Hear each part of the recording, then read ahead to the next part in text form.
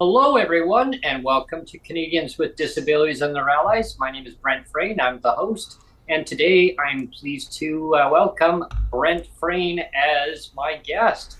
Me, myself, and I. Oh, this is great. Always a pleasure having myself join my own show. Having myself on my show, yes. Yeah, I just had to say that. I mean, it's always great having my own self join my own show. I'm having a celebratory Milky. Have you ever had these? I haven't. They're really cool. It's from Korea. I'm a big fan of Korean stuff. I've always said, well, maybe I haven't always said it, but I love Korean K-dramas and Korean movies, and I love There's Korean ice cream and Korean drinks like this. What it is it's it sounds gross, but it's carbonated yogurt drink, and it sounds disgusting, right? But it's so good. Like it's kind of like a cream soda. Oh, nice. But like when I first saw it, I go carbonated yogurt drink. That's disgusting, and I kind of refused to buy it. But I thought, well, it's from Korea, so it's gotta be good. So I'll just try it, and it's like really good. It's not my new addiction now, Milky. It's awesome. I got the Java right here. Yeah. So yeah. Well, welcome to myself and me, myself, and I. All the same, great person. Well, at least I try to be great. Great to myself, and just appreciating myself of who I am. And that's kind of where, not self-congratulating myself, but just recognizing myself just for who I am. And people take me for who I am. I've come a long way from when I was a child, like a little infant, to where I am now, learning from others, Neil, and everybody listening. I self-advocating. I learn from others. I bring people on the show and talk about lived experience. And that's a passion for me. It's a passion, learning from others, learning about self-teaching myself about things that I really take keen in advocating for, to make change, to try to make things better for people and for myself along the way. There's been stumbling blocks of learning curves for sure. Like we all have gone through. I mean, we've gone through a pandemic, and I've gone through situations in my life when I was a little toddler, learning to cope, and that's where I'm going to begin.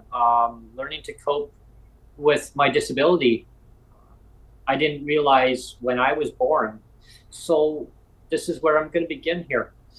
So when I was born, I was born completely blind. All I could see was shadows, apparently. And my mother, who brought me up, basically she was in the hospital at the time. And this is what I learned growing up, which I'm so grateful, and God rest my mom's soul. As I said yesterday in the podcast where I left off, and it was a little teaser where I left off, and little hints of what I was going to be talking about today, so people just have a better idea of my origin. So this is where it begins, is that my origin is that my mother brought me up because she was in hospital having surgery, and she wasn't able to have children, but she wanted to have children.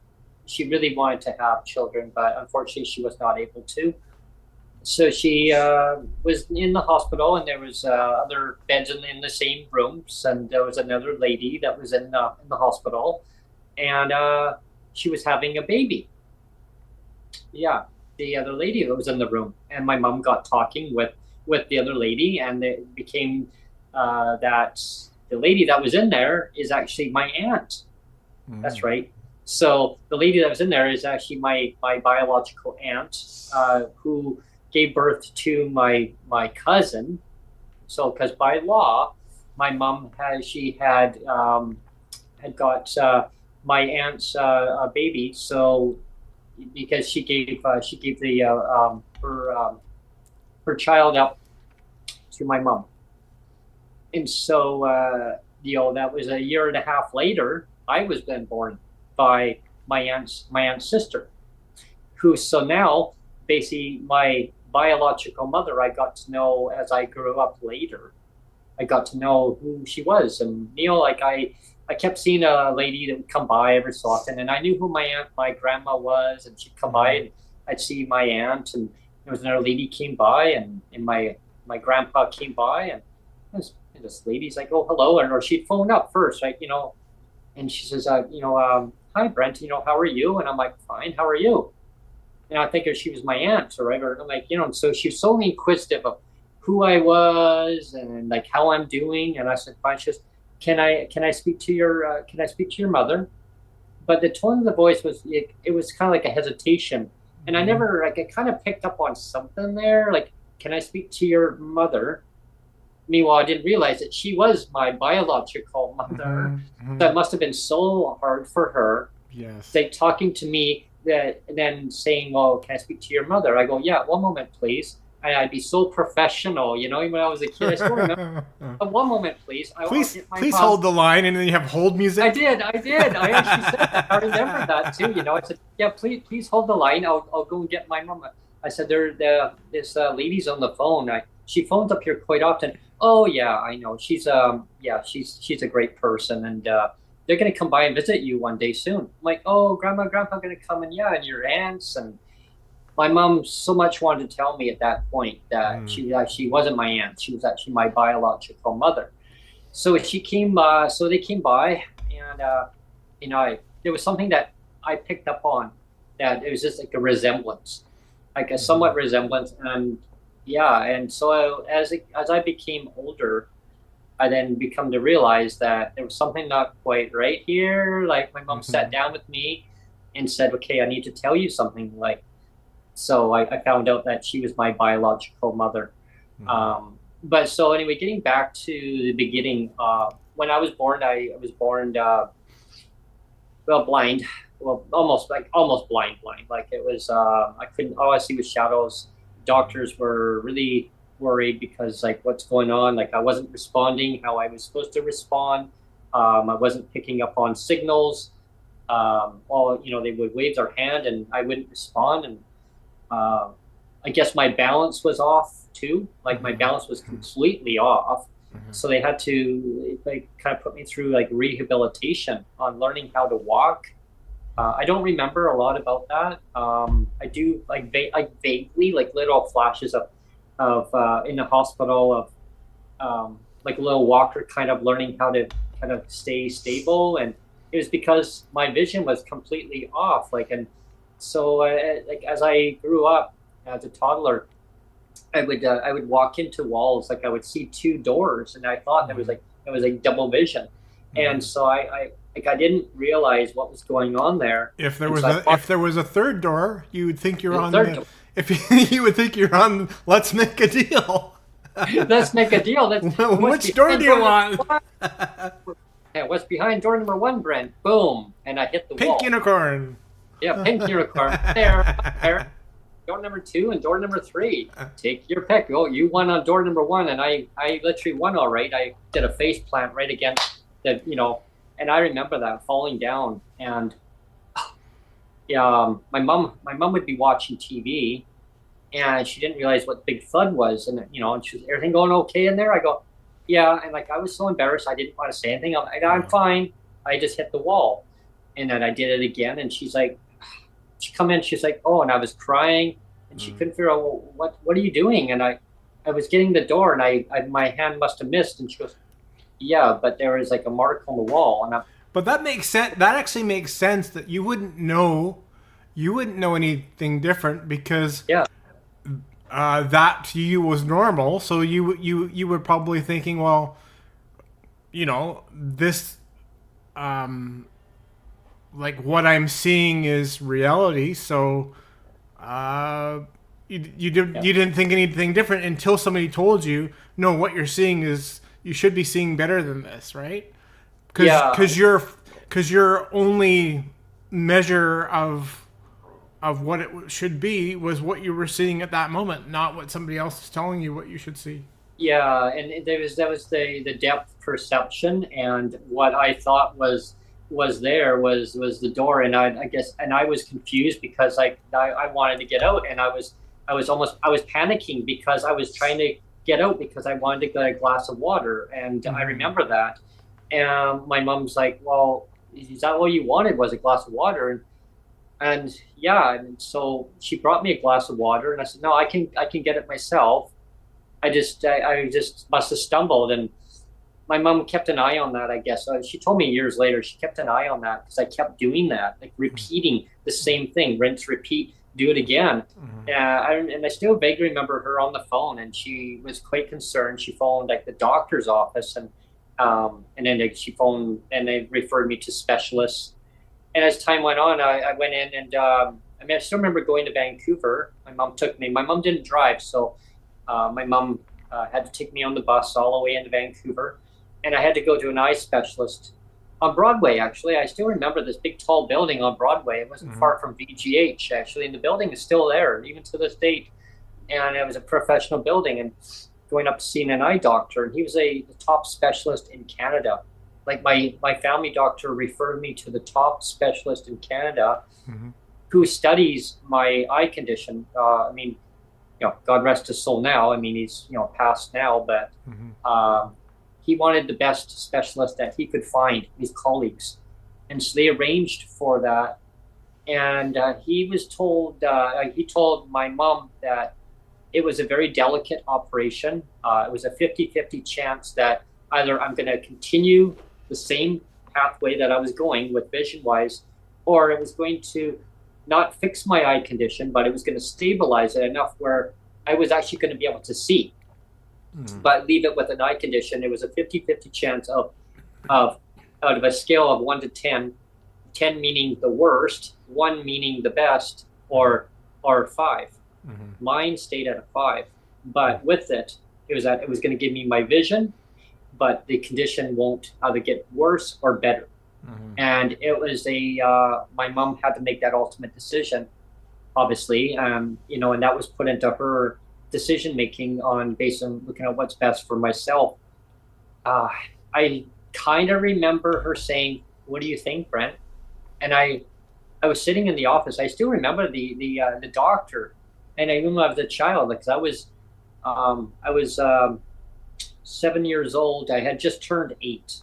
It was just after my birthday, which is 2 months away, actually, as of yesterday. 2 months away, it'll be my birthday. And yesterday would have been my mom's birthday. She would have been 98 years old today. Yesterday, Wow, and everybody listening, yeah. So I think about her a lot, but I'll get into that later in the story here. But so getting back to that, I do remember that the doctor asked me, what do you think, Brent? What are you thinking in your mind? And I said, I just want to not walk into walls. Okay. That's a pretty low ask, isn't it? Yeah, and so I guess, and I remember crying at the time, and he says, it's okay. I mean, I didn't realize that they had already made a decision that was best on for me. And I guess he just wanted to see where I was at. So I went in, and all I remember is waking up. Like, I guess they put me under, and I remember waking up in the hospital, and they had this big bowl right around me.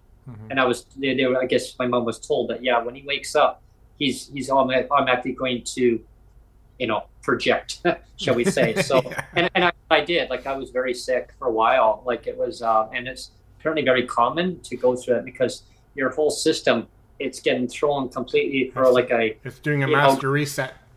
Yeah, it's just going like through a dryer mode, right? It's going, and I remember waking up, and I remember seeing a finger going across back and forth to me. Hi, and I'm like, and I'm looking, and I had tears, but I didn't cry. I remember they had tears, and doctors wiping something on my face, and he says, "How many can you see?" And I go, "Hi." He goes, "Hi." He goes, "How many? Can you see any fingers?" And he didn't hold out how many fingers yet. And I'm like, I can see. He goes, yeah. So anyway, as time went on, I would still be stumbling here and there because my balance was still off. They had to train how to kind of walk a little bit and keep my balance. And so I learned how to, on the tricycle, as little children did, a little tricycle, learn how to ride a bike. And I took a couple tumbles here and there, poof, down I went. But I got up and I was determined that I was going to ride the bike. I was determined. In my mind, I said, no, I'm going to do this. So my mom took the tires off and just two wheels and I rode. And I was so happy because I was independent. I was like, yay, I can actually do this. For myself, I could ride a bike, and I wanted to be like the other children in the the neighborhood. And the children in my neighborhood were so supportive because they knew what I was going through. And I didn't get treated differently. I really didn't. I was included with all my pupils in there, except for when I was in school.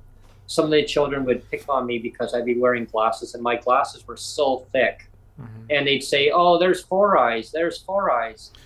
It's interesting though what you're saying about you're saying that your body has to kind of master reset, and you have to get used to walking and stuff. I mean, that actually makes perfect sense to me because if you think about it, like in my case, like if my legs don't work well at all. Like I've had crutches predominantly my whole life, and now I'm basically in a wheelchair. But if my legs could be magically healed overnight, say, and I could suddenly, they were just completely healed, but if somebody had told me just, okay, they're healed, go walk, I don't think it would take some time, right? You couldn't just go up and you couldn't just say walk now, because I've never actually walked without crutches. Yeah. So it would take some reprogramming of me and my body to say, okay, this is how you do it, right? Like if you've never seen, like in your case, if your eyes have never seen a certain way, or if my legs have never walked a certain way, you could understand that your whole body needs to recalibrate itself and do a master reset and totally do a recalibration. And if you don't do that, if I tried to walk even with perfectly functioning legs, I would fall on my ass or fall on my face for the first dozens of times, right? Because your legs are, even though if they would be perfectly healed, there would still be that adjustment period of here's your perfectly functioning legs, but you need time to ramp up and get used to them, right? Yeah. Yeah. When I was exactly, Neil, I totally agree with you on that. And it's so important for people to listen to, lived experience, because everybody's situation is different than anybody else's. I mean, there might be some similarities, or there might be people that are the same, right? But that's what's interesting with life is finding so many people that have the same disabilities, or they might be something a little bit different, and we learn from each other on different things. And that's what I learned when I was going through elementary school. Some of the pupils, they were very supportive, very understanding, but they never treated me differently. I mean, I had a couple little punks, I call them now, but and they oh, you have four eyes. But then one of my teachers said, you know what? I guess overheard it, and then the person was reprimanded for calling names, and kids always call names back and forth, and I got really upset because I just I don't want to be treated differently. I just wanted to be accepted for who I am. And one of my teachers, I still remember saying to me, isn't having 4 eyes better than having no eyes? And I went, right. And it really sunk in, like, of saying, like, you're able to see because you've got glasses that are actually helping you as a tool, for who you are, as an extension of who you are. And I thought, wow, like that, and it always stuck in my mind as an extension. I did have one teacher though that did say, and I felt so uncomfortable. I remember going to the vice principal's office, and then I went to the principal because the teacher said to me at one time, I was in grade 2. I was just going into, grade 3 and 4. I had the same teacher, which was pretty awesome. And she was so like wonderful. But anyway, grade 2, one of my teachers was actually had to take a leave of absence. It was a learning teacher who had taken over, and said to me one time, had overheard some kids picking on me, and said, Brent, what would it be like not to have a visual impairment? And I said, I don't know. Like I'm just me. Yeah, but I mean, if they could have just cured it, I mean, you could just do everything, right? I said, they can't cure my eye condition. It's what it is. I just know me as me. She says, oh, well, if you really put your mind to it, you can do anything. I said, well, even though my mind and my vision are two separate things, I can only do what I can do. And I felt really upset, like, because it was like, I felt like I was being judged. I was being, like singled out. And so they said, well, maybe we need to put you in another room so we can have a teacher's aide help you, because other pupils are feeling uncomfortable with you in the class, because now I'm having to take more time out of helping you rather than teaching. That's what my job is. And I remembered that. I was like, oh, so I went to the principal's office, and she got in trouble. She really got in trouble That's good. For talking that way. And and as I went through elementary, and then going through high school, I learned to accept who I am and stand up for what my beliefs are. I had some amazing teachers, Neil, and everyone listening. I did too, and that really helps a lot. I actually had a teacher who taught me how to touch type, and put a book over my hand so I couldn't see the keyboards, and actually taught me to type, because I was able to type faster than I was able to write, because of hand and eye coordination. My hand and eye coordination just were not fast enough because of concentration wise of reading and writing, looking at they used to have the overhead projectors. Remember those things? Well, I was not able to see them. I was not able to see the small print on the overhead projectors. So they used to blow up the print for me to make it larger so I could read that rather than looking at the overhead, so I could keep up with the class. Well, I had a teacher's aide who actually used to help me from the CNIB, used to come in and actually teach me how to touch type, so I could actually type and listen to audio, but then listen to it and like kind of headset, but then type what the actual kind of what the instructor or what the teacher is actually saying. So I was actually ahead of the class. Like I was way ahead, and they realized, wait a minute, this is Brent's learning curve. This is what works good for him. So after that, I said to my mom at the time, I said, I want to go to college. I want to, I want to do something different. No. Like she said, no, you won't be able to do that, because I was talking to one of the teachers in your school, and they said, oh, Brent won't academically be able to succeed. I would really, my self-esteem went down. And we should pause here, because I think there's going to be some people that are listening that are maybe younger or just don't know. Like, let's take a little bit of a pause here and just stop to consider, because you and I are roughly the same age. Like I'm 55 and you're 50 something, 53, right? 53. Yeah. So we're very close in age. And at the time I was born and the time you were born, it was commonly accepted, even in the medical community. So you had very, very, very smart doctors, like people will say like even their shit was smart, pretty much, yeah. Like people that were extremely smart, and yet there was this prevailing attitude that anybody that was born with a disability, no matter what it was doomed to fail. Like it was just like this self-fulfilling prophecy that if your son or daughter had a physical or mental disability, like, or a cognitive disability, they were just doomed to fail. Or I've said this before a few times on the podcast that a lot of doctors would equate a physical disability like your blindness or my cerebral palsy as a cognitive deficit as well, right? Mm-hmm. I mean, actually the term cerebral palsy, if you translate it into another English term rather than cerebral palsy, if you translate it, it actually means brain numb.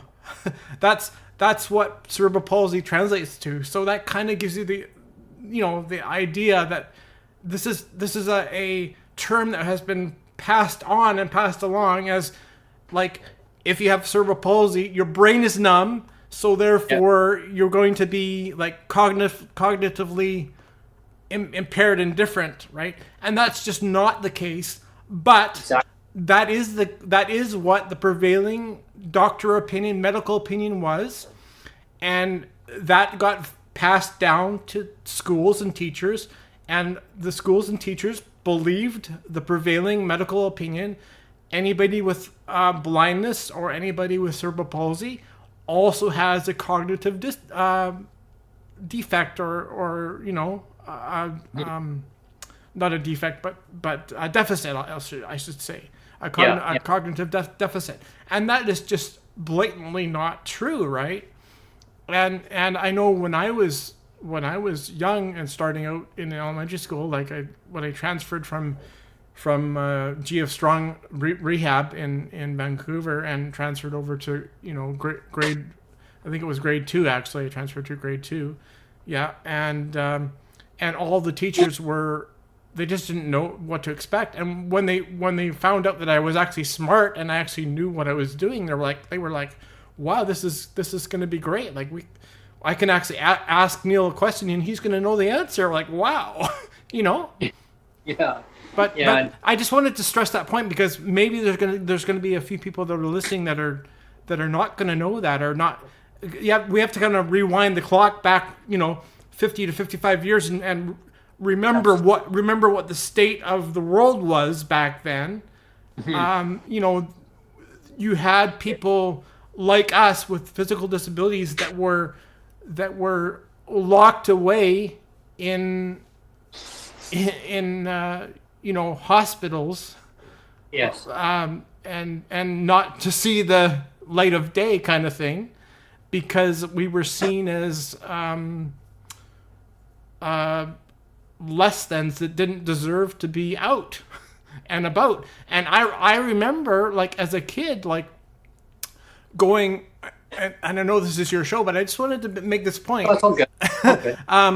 That I would be out in the grocery store or in the mall or whatever, and I wouldn't see anybody like myself, like with crutches or whatever, or anybody. And I'm like, where are all the crutches? Where are all the wheelchairs? I didn't see it. When I would go out, I was like, I'm the only one. Like, I would literally, and I'd be like, where is everybody? And again, that's because you have to reset the whole worldview at that time. Is everybody that had disabilities, they were all locked away, all like hidden away in their closets or in their homes. It's like, well, we better not bring Brent out. We better not bring Neil out, because it's going to be a shock to everybody's system to see somebody with crutches or in a wheelchair or have a blindness or a sight impair thing. We can't have that. But that was the worldview back then, back 55 years ago. That was what it was like, right? Yeah, oh yeah, back then, yeah, exactly. Just tuck them away, right? And I remember a specialist. I went to a meeting with my mom at the time, And the specialist said, and I still, it always stuck in my mind. I mean, I was just a little kid, but as they always say, when you're a little kid, there's certain things that you'll pick up on. You always remember certain little things. There's things that I don't always remember everything when I was a toddler, but there was one thing that stood out is after I had my operation, I do remember one thing that stood out was a specialist said to my mom, Brent will be able to function in today's society. And my mom said, what do you mean? Like he's able to function in today's society. So he won't need to be hospitalized. And it always stuck in. And years later, I asked my mom, what did that mean? And exactly what you just said, Neil. Yeah. And now they were going to tuck me away if I wasn't able to function in today's society. Right. But I remember GF Strong. I do remember that. I remember going there because they had to teach me how to walk properly. Like my balance was way off. Like they held me back when I was going through kindergarten. They got me to repeat kindergarten because I just wasn't able. I wasn't functioning to the level that, of course, and that was then. Well, I didn't have my operation. So they felt that I wasn't ready to go into grade 1. And then I got into grade 1.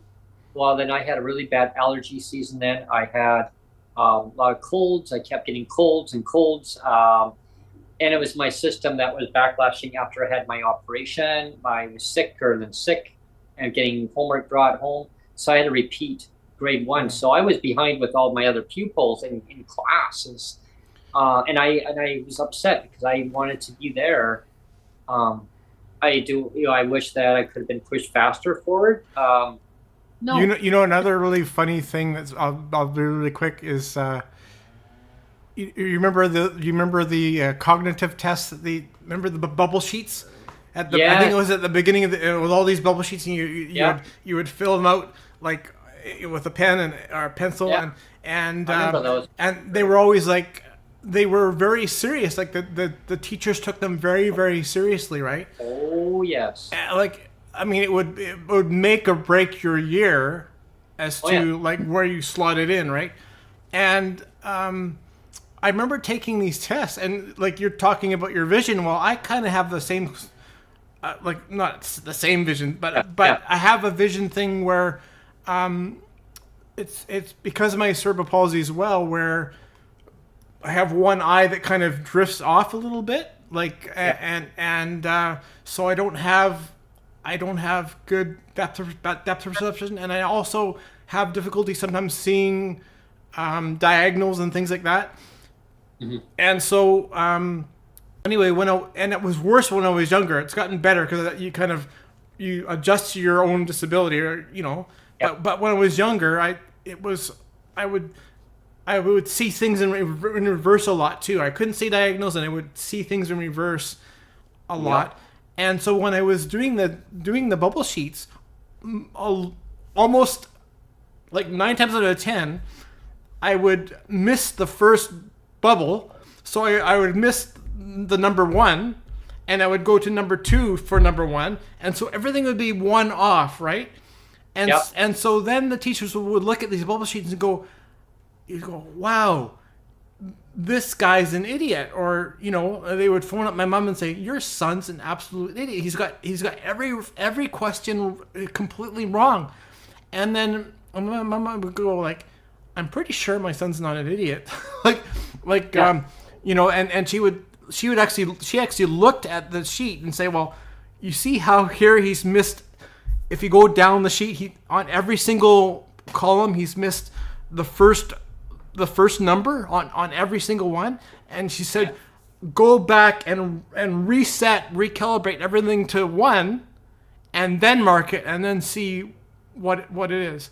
And I mean, I don't know, they did it, and then they realized, oh wow, that he actually got almost everything correct, because they moved all the answers back 1 when they realized I was 1 off. And so, but that's what I mean, like a very simple little thing where I was 1 off because of a sight and impairment type of thing, where I was not good at seeing diagonals.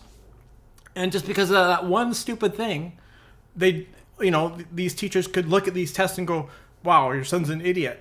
Just if they just looked at it on face value, it's like, yeah, I'm an idiot. But if you really look at it deeper and realize I was one off because my eye didn't focus properly, and if you recalibrate everything to the proper one, then I was fine. Well, that's what happened to me, where it would kind of blend in, where the second line would blend in with the first one, like this.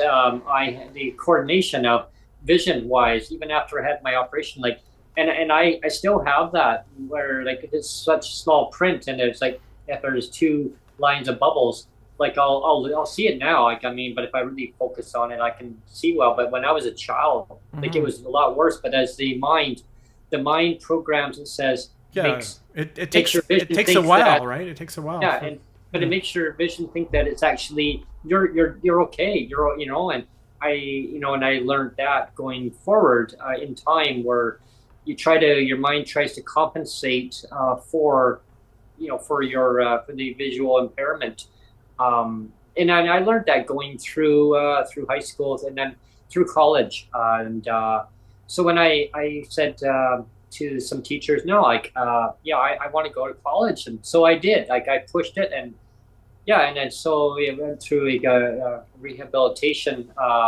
counselor who had said, like, it was vocational. There's a vocational rehabilitation VRS, vocational. I went through there. Yeah. VRS. They paid for my college and university as well. Me too. Fully paid. With me too. With a food budget allowance and an entertainment allowance, I could. I got that too. It was great. Like, I had a movie allowance, a food budget, and everything. I was like, yes, this is great. I got that. I love those guys there. They were great. And they gave me a transportation allowance too. Everything. And I got to check. I got to check every week. They actually just out. I'm going, wow. No, VRS was great. I mean, my parents could have definitely not afforded it all. They did not have the budget to send me to college or send me to university. So it was definitely, if VRS wasn't a thing, I wouldn't have gone to college. I wouldn't have gone to university. It was all because of VRS. So God bless VRS and places like that for existing at that time. Because they were absolutely wonderful, like really wonderful. They saved me a lot of emotional stress and anxiety, because my mom, like, she says there's no way. It's a single mother bringing me up and my brother up. Like, she couldn't do it, and so I was referred to them from the CNIB to go over to talk to VRS. And what was ironic is, my CNIB counselor at the CNIB actually moved over to VRS. He was actually working there. Well, that's cool. He actually told me that I'm actually going to be, he says, I got a new job, Brent, so I'm going to be working for VRS. I go, what is that? And so he told me, and he said, well, somebody's going to be taking my position at CNIB. Well, me and the other person didn't get along too well at the CNIB. And so I realized. Do you happen to remember Rose Magnuson there? Remember Rose Magnuson at VRS? I do. She was my main main caseworker, and I loved her. I really did. Like, she was very kind of by the book strict. I remember hearing her name. She was very kind of by the book strict, but I loved her. She was great. There was another guy that was there.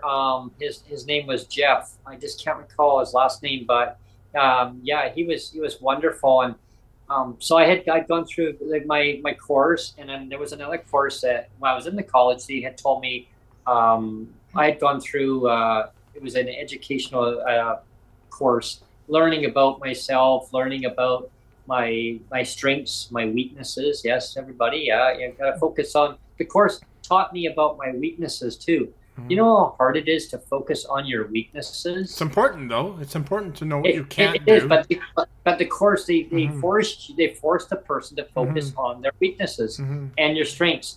And what I learned was you can turn a negative into a positive with the course. And so we had to demonstrate that. We had to prove that, and with that, and so it taught me a lot, and it taught me a lot about who I was, who I am, and who I want to be back then. So I decided that I wanted to take another course. Well, while I was taking that course, VRS had reached out to me and said, okay, so you're taking this course. This is great. We also want to refer you to a special doctor who wants to do an educational assessment on you. Oh, I said, okay. And so because the college felt also, my instructor felt also was in communication with VRS and felt that that I had a great aptitude of trying to help people moving forward, doing something a little bit different to helping people, maybe in a different setting, maybe as a counselor or maybe as a talk show host. Podcast host. You know what I mean? Or, yeah. But it was like so many avenues, like because I'm a people person.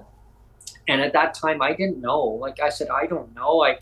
And so they put me through an educational assessment test through a doctor, and it was all paid for, same as VRS, like same thing. They paid for my transportation. They paid for my food budget, breakfast, lunch, dinner. Like these tests, it was very stressful for me emotionally because I had to really focus on. They gave me blocks.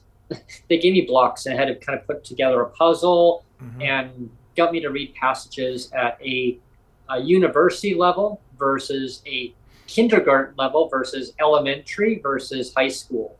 And they got me to read different passages of where am I? And for some reason, I was able to read better at a high school level passage than I was at a university. And the vice versa, I was able to read better. And like, so they were kind of corresponding, like, where is Brent at here? And what it was the problem solving. And what it was is that they felt that train A leaves the station at 3:00, going west. Train B. I used to love those word problems. Yeah, it's like, no. And that's what they got me to do. Is I try to connect up an itinerary, kind of like how this would go as a puzzle. And I was having stumbling blocks on it, trying to figure this stuff out. And the doctor said, Brent, it's really not hard. But for some reason, he broke down the problem solving stuff. So he worked with me. And what it was is that the brain wasn't connecting on problem solving on different areas, and just kind of like adapting to like newer information versus older information, and kind of doing as a timeline. And as I kind of focused on that, it really helped me a lot. And what it came down to was a conclusion of that, well, Brent's got a learning disability. Like what? And it said it's been there all along, on top of your vision wise, but it's like because a part of my disability with vision wise, it's like the brain tells the vision is based on the condition. It's like interconnected. And he says it was never diagnosed that way. You're perfectly fine. It's just another. I said, oh, and like we joked around. I actually was really upset when it was actually put in front of me, right? So I thought, great, like what else? Like what else is there going to be now? Like, and he says, there's facts and there's fiction. Fact is that that's just who you are. And the doctor says, I like who you are. He said, because you like who you are. You accept who you are, right? And nobody treats you differently. You're just you. And so I had to go back to the college and I had to tell them that information. And, my instructor said, yay, you turned a negative Brent into a positive. That's who you are. And the class got to hear about that. I had to give a bibliography of who I am. And so the class got to grade it. And they all came by and they all hugged me. They like, wow, that's quite an accomplishment of what you went through with that. And I said, yeah. And so I had to go and I saw my family doctor, after I'd gone to college. And he says, I always knew that, Brent. But he says, I got the report from my other colleague and I'm like, what? Oh yeah, no, I got the report. You didn't know that, did you? And I go, no, I got the report. He says, nothing's changed. That's just life, right? I mean, as we get older, Brent, we get more ailments, we get more disabilities as we go on. He says, and that's when he says, I really think at this time, I really think that you need to apply for disability. And I fought him. I fought my doctor, and I said, no. He goes, no. Why? The government's going to protect the disabled in British Columbia. That's what the role is. That's what we're supposed to do. And I said, then why? Why is one of my neighbors not able to get was in a mobility scooter at the time. It was a state of the art at the time. Like, it was, of course, older scooters back then, but it was pretty cool. Was in a hockey accident and had severed his spine from head all the way down. And so, yeah, it was sad. And so I got to understand that from my one of my pupils in my neighborhood there. And I said, well, he says, well, I guess we're the same, Brent. You've got your disability, I've got mine. I have to cope with a new reality. And so I said that to my doctor. He goes, right. You see, what happens here is that things can happen to people in life, right? I mean, you're born with the way you are. I know what you're capable of, Brent. I know what you're not capable of. I am your doctor. I've known you since you were an infant, little toddler. You don't remember that, but you were just a little baby. And I've known you all along. And then I said, well, doc, like, this is, they just diagnosed me now saying I have a learning disability. He goes, right. So what? He says, the doc's got problems too. And I didn't realize that.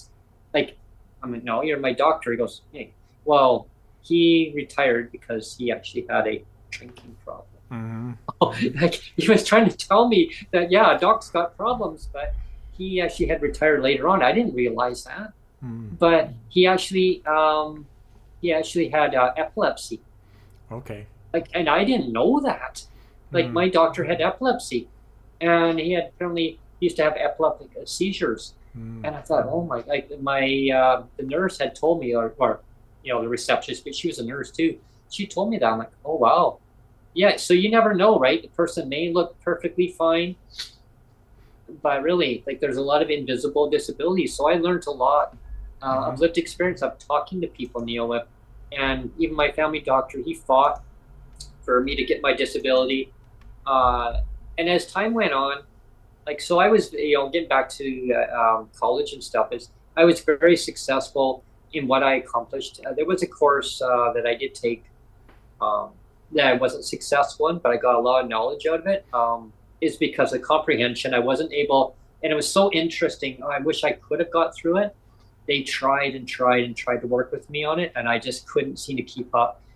Because they wanted me to do a lot of they call it group meetings, group gatherings at the college, right. And I had to commute all the way from Vancouver all the way to Langley, way out in between Langley and Overgrove. I had to make the bus connections, and if I didn't make it, I'd be stranded. Yeah. So I couldn't put the time into it. They gave me computer software to take home with me, so I put on my computer. Lotus 123, remember that? I remember that, yeah. So I got to actually take it home with me. Yeah. And I had permission by the college to do that. I wasn't supposed to, but they gave me permission where I logged in. I was actually able to actually do the work at home, but have access into their mainframe. So it was kind of cool. Like, so I had to really be careful with that information because there was a lot of stuff we were working on. One of my favorite movies growing up is War Games. Remember that movie with Matthew Broderick? But I took this one. Yeah, that was pretty cool. I took the course in customs and transportation. It was a intermodal stuff, and so that was when I talked about on the podcast before about modals of how the transportation structure goes.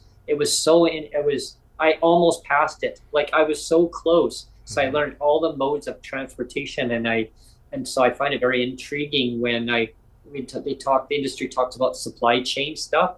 Because I could have had a job working at Canada Customs in the port. That would have been cool. Within that, that's what the job was, like, or at the customs border, like, as an agent. I could have been working there, like, that was what Secret Agent Man. What are you bringing across here? Show me the goods, bud. Show me the goods. Yeah. I didn't You know know, if you wanted to switch gears a little bit, Brent, and talk about your mom for a little bit, or like I yeah, don't know how much time yeah. we have. Oh no. We're getting a bit close to the hour, so I didn't know if you wanted to. Oh, we can wing it as Okay, I always do. I always wing things, and yeah, sure. I will focus on that. Basically, just to kind of conclude about the college, so people are kind of listening on that one part. Hmm. Where so I got through it. I wasn't successful in the program, but I learned a lot, which is awesome.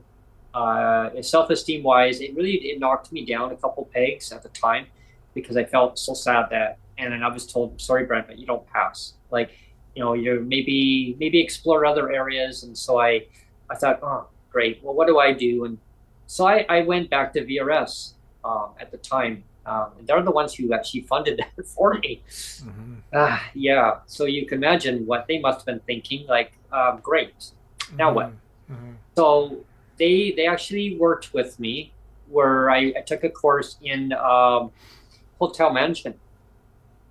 I actually got through it really well. I did really well, but they weren't willing to fund the whole program for me Hmm. because it was a private institution, and they don't do private institutions. So, and I didn't know that.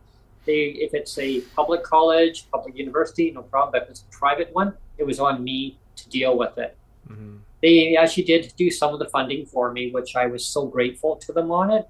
Hmm. So they took some of the credits from the other college, and they said some of the funding, um, which the college gave me back some of the funding that I did for my program, which I don't know how they did, but they kind of put that and the other together, and I got through it.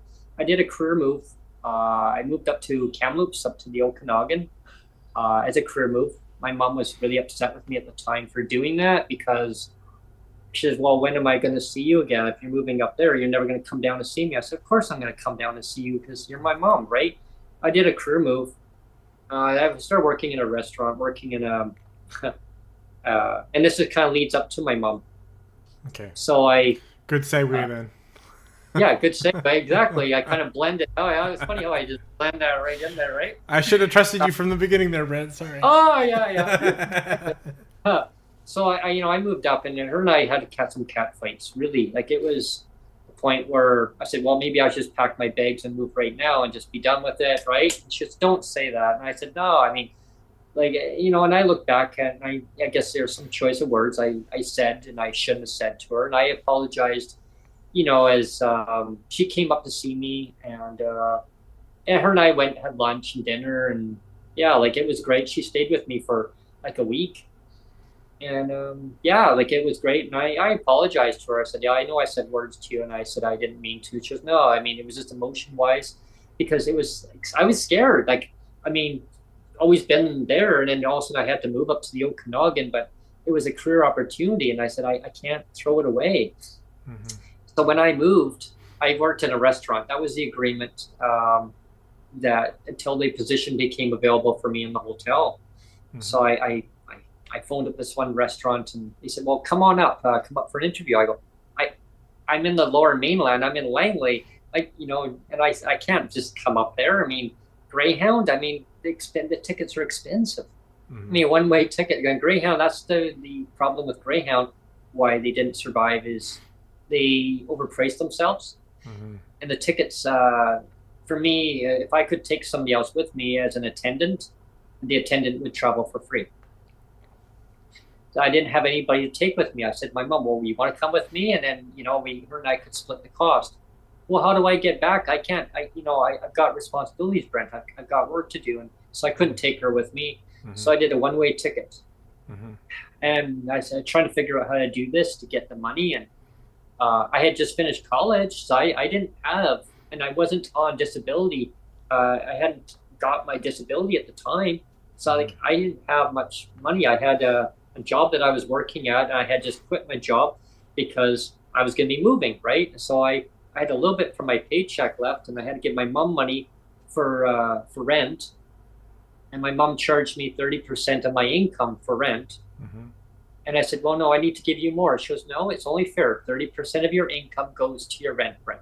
That's how it works. And that's where that 30% thing that I get, that's why I've been advocating for so many years Yeah. about that rent. stuff, and it just drives me batty about the government. Too bad that it didn't stay true, Oh, right? yeah, I know, and it's all about policy. Everybody, you know, all these programs is all about policy choices. It's all about choices, right? I'll get to that part after. And you've made the wrong choice. Door number 1, Brent. Try again. Try door number 2. No, door number 3. Ding, ding, ding. Go. They're all pink unicorns. Sorry. Poof, poof.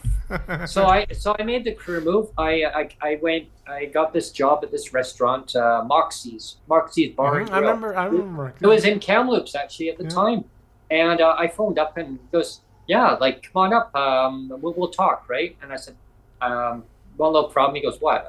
And of course that was bad on me. I said, one little problem with that learning lesson. You don't say to a potential new employer, there's a little problem. Like, you know, boom, red flag. Oh, God, the guy's got a problem already. He goes, well, talk to me. Like, what's going on? I said, I'm in here. Like, how do I get there? I mean, he goes, you take a bus. Like, he's probably thinking, like, duh, Brent. Like, oh my God. Yeah. And I said, well, I just gave my 2 weeks notice in. I just finished I got 3 more days on my work, and then that's it. Okay. I'll tell you what, I'm going to talk to one of my other fellow colleagues in one of the other stores. I'm going to make arrangements. I want you to go down. It was in New Westminster at the time. They had a Moxie's there in New Westminster. And I'm like, where is that? Like, I hadn't been there before. And so he told me where it was. I went there, and he says, my colleague, he's going to be expecting you. You just show up there, and he's going to give you some funds. What? Funds for what? And he'll pay me back at store level, but he's going to give you funds to pay for your Greyhound ticket to get you up here. Okay. So pack your bags. You're going to be going. How much is a Greyhound ticket? I think it's like $70 something. Okay. Well, I'm going to give you $150, and I'll get you settled, get you going, buy yourself some lunch or dinners or whatever you got to do. Because when you get here, you're probably going to be hungry. Oh my God, back then that was a lot of money. So $150. He paid. It's still a lot of money. Yeah, it is. So I got there. I got myself settled in. A friend of a friend. I stayed there temporarily until I got my feet off the ground. That was interesting. I had a tiny little room where I had access to a kitchen, and so cutting up stuff. These other people that I was with, they were able to cut stuff up for me because my hand coordination, I can't do that. Like, it's for my disability still, but that's okay. I work with it the best way I can. The situation. So anyway, I got the job. It was a full-time job, dishwashing job, marketing Moxie's. Now that was the agreement the employer had with me, was that so you start working here, and as soon as the hotel calls you, like, yeah, you just. If it happens there's no notice wherever, you just go. I'm like, oh wow, like really cool employer. And I mean, Moxie's like, that's not where I wanted to be. Like, I had been there, done that for many years, doing that kind of work. And I mean, I enjoyed it, the interaction of like other staff. It was great. They were very accommodating to me. I got in there one morning, it was like tons of dishes everywhere. Oh my God, somebody didn't show up the night before. I got in, guess who had to do it? Yeah. They want you to peel all these potatoes. I was peeling. And they got so frustrated with me, like, Brent, today people in Ethiopia would be starving. Like, that's when the cook said to me, and I like a little tear went down. I thought, like, I can only go so fast. Like, I can't. Like, I'm trying to peel. I couldn't seem to do things fast, and then I got a phone call. Like, but I didn't have a phone at the time. I had a pager. Remember those? Yeah. Everybody Yeah. listening here? Yeah, those little pagers. I had this one where I had my own number, and it would go like it would be buzzing, and I felt. But it was neat about it because back then we had pay phones. That's right, everybody. Pay phones. So my pager went off, and of course you're not supposed to look at it when you're working, but it was on buzzing mode. I'm thinking, why does it keep buzzing? But what it was giving me an alert telling me that there was a phone number on there, and I had a service on there where it was kind of neat. I wish they had it today, and maybe there is. I'm going to look into it. But it was a central number where it would direct your number over to your pager. Or if you had a cell phone, or if you had a home phone, it would direct you over to wherever you wanted it to go. Well, mine was going to my pager. I could have had it if I had a home phone at the time, which I didn't. where I was staying, yes, there was, which then I did direct to there. But anyway, I head to my pager. I used a phone inside the business. And so I had phoned my mom at first to let her know that I had arrived safely. And of course, I shouldn't have done that because the employer says, "Oh, you need to phone to get an important call." I go, "Yeah." So I used that call long distance. Oh. I used their number. Whoops. Hi, Mom. I said, "I just want to let you know I arrived here safely in my first shift. I'm on here." "Oh, great, Brent. I'm so happy for you." I said, "I'll come down in a couple of weeks, come down and visit you once I get things going. I get enough money going, my first paycheck." So I get this phone call. So it was buzzing again, reminding me like, "Hey, you got a message." And I'm thinking, "Oh, what does this number keep doing?" So I looked at it, I dialed the number, and it was a hotel in Kamloops. Mm-hmm. And they called me, they said, "We have a position open for you now, Brent. And could you start in like 2 weeks?" 2 weeks. So I gave my 2 weeks notice in. Well, I didn't think about it at the time that I had just promised my mom that I'd be coming down in 2 weeks. Mm. So you can imagine, I had to then tell my mom I'm going to be coming down in 2 weeks. Well, I phoned her. I got home. I was so excited, but the employer was excited for me, but sad, Mm-hmm. and said, "Okay, fine. Like, finish up your 2 weeks."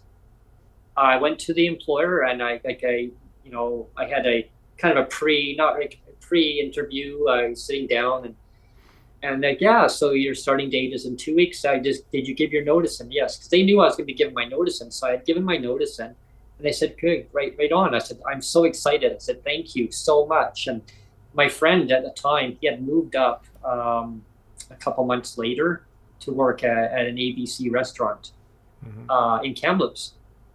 And I said, "Well, good, he's got a job there, and this is going to be awesome. I'm going to work at a hotel across the road from him, which is now torn down. The hotel's now gone. And there's a Dollarama there now, and there's like a Original Joe's that's there. There's a whole bunch of stuff there, yeah.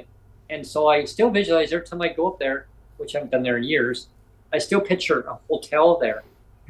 I went in, so I had done some training. They asked me to come and do some pre-training, get used to the staff there, and my job would have been working at the front desk, Neil, and everybody listening. Front desk agent. You can picture that as a front desk agent. Hi, you're here to check in, and guest services. But they wanted me to do some catering work in the meantime until that position did come available. Now I had, so fast forward, I had given my 2 weeks notice, and so now I'm now ready to come into work. So they said, "Okay, we need to do some catering." So I got in doing some catering, some buffets, and that was interesting. I got some good tips. Some very well-to-do individuals that came up, business leaders, government leaders. Jimmy Pattison showed up there. There was lots of celebrities, and I didn't really pay attention because I didn't really interact with a lot of people. I just set up tables and put cloths on their wine glasses, cutlery, and take the tables down. And I had to do that in a hurry for the next event. And I thought, okay, when am I going to be starting my new position? Okay, so anyway, I got home. I still remember going to Moxie's and went and had dinner. I go, "Oh, hey, stranger, how's the new job?" And I go, "I haven't started yet. Waiting for me to start the job, and I'm doing some buffet and some catering." "Oh, okay, catering. Oh, that's cool. Cool." I had already given my notice in. Well, then I got a phone call. I had gone for dinner at Moxie's. My pager's going off, and I get a phone call saying, "Brent, are you still in the area? Can you come up to the hotel? We need to speak with you." There was a manager. And I came up, and I was given the very dreadful news that nobody ever wants to hear. I was given the news that, unfortunately, a senior staff member who had gone on maternity leave wasn't going to be coming back, but she had changed her mind, and she wanted her job back. So my job was no longer. I said, "What does that mean?" "Well, your job is no longer needed, but thank you anyway. If you wanted to continue doing casual part-time catering, we could offer you that, but nothing stable." I go, "I moved up here to live. That's not why I moved here. I just gave my notice into my job, and 2 weeks ago, or just over 2 weeks, well, you can maybe go back and see if you can get your job back. I went back and they said, sorry, it doesn't work that way, Brent. We've already filled your position full time. We don't have a position here for you. Yeah. Oh, so you can imagine, like, Yeah. so my friend moved up and I got a job at ABC.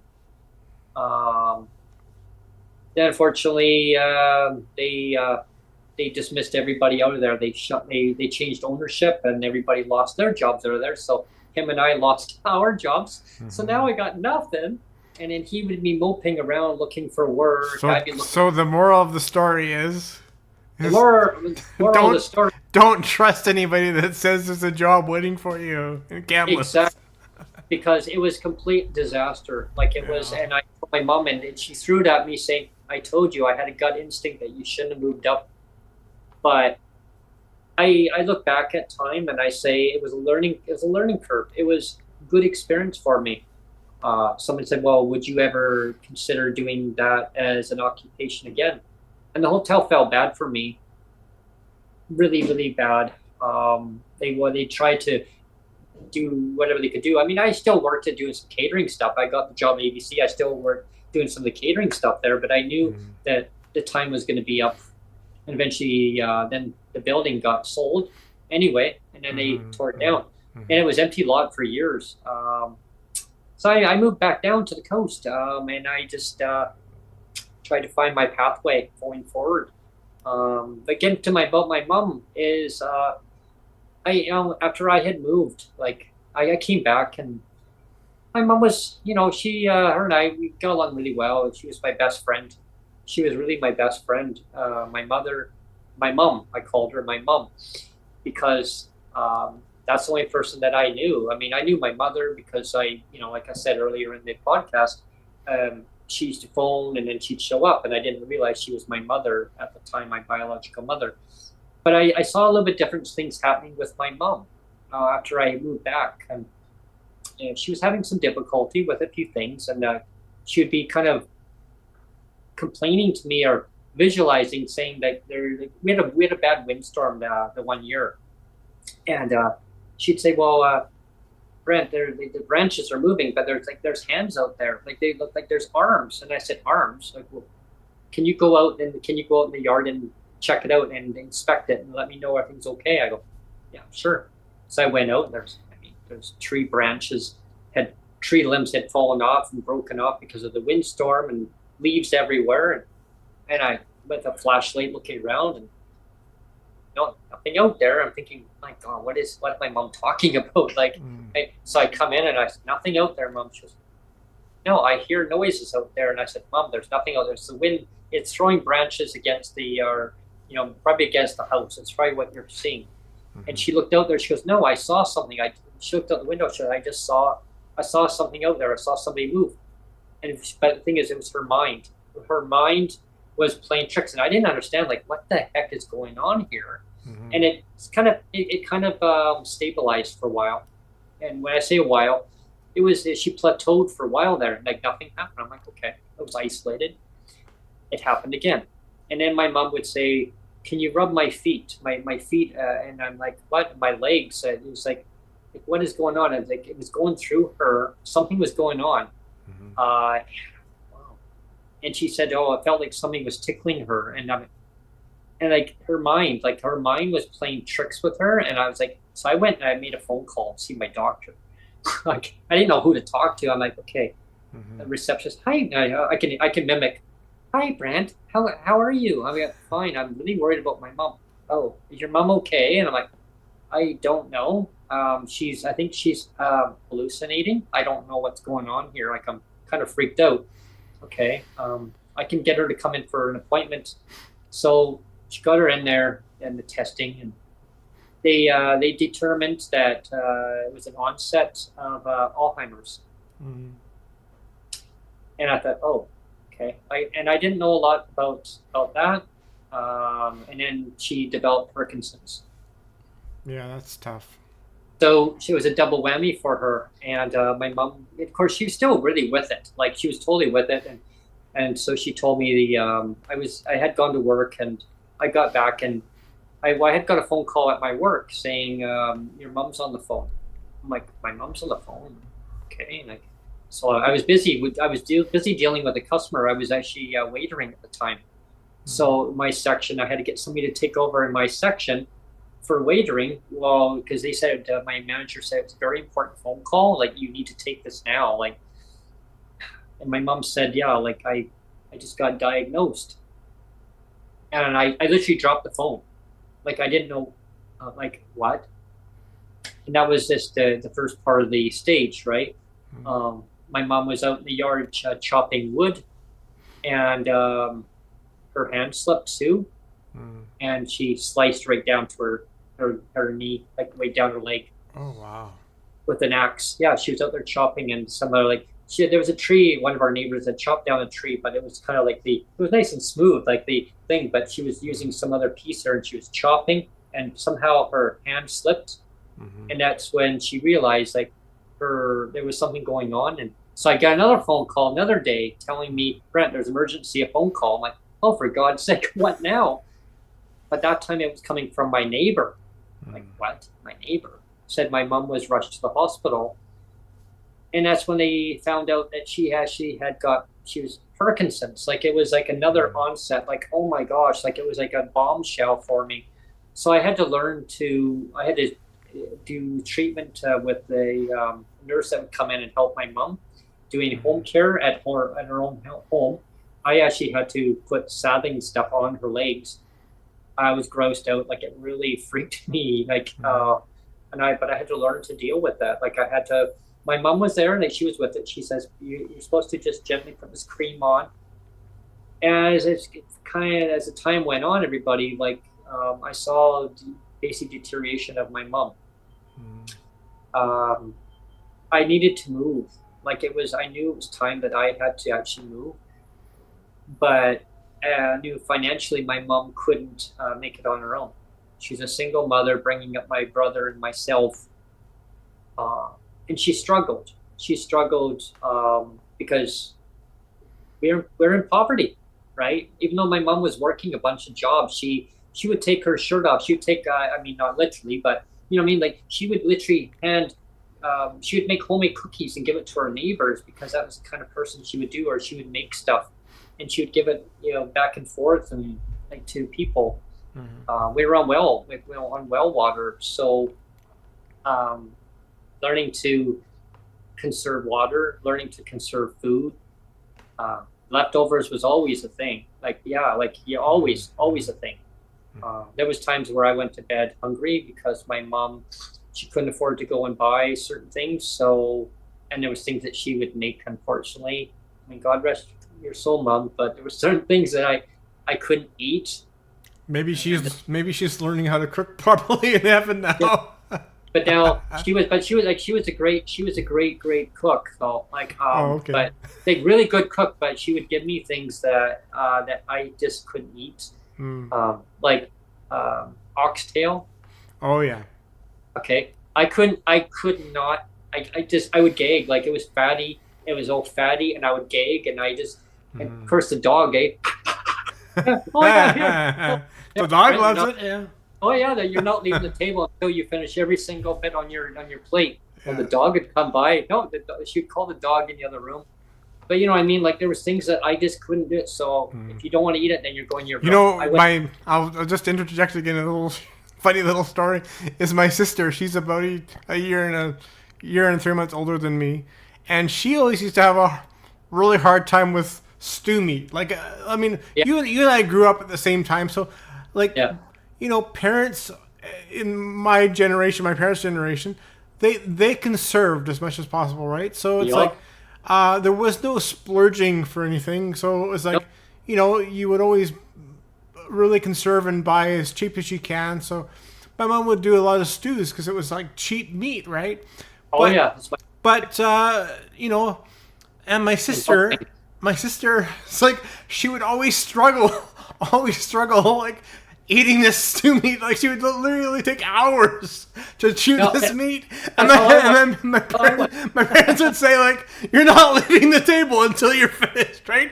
Well, she would stay up there at the table for like 2 hours, like chewing on this meat. And it was just hilarious, right?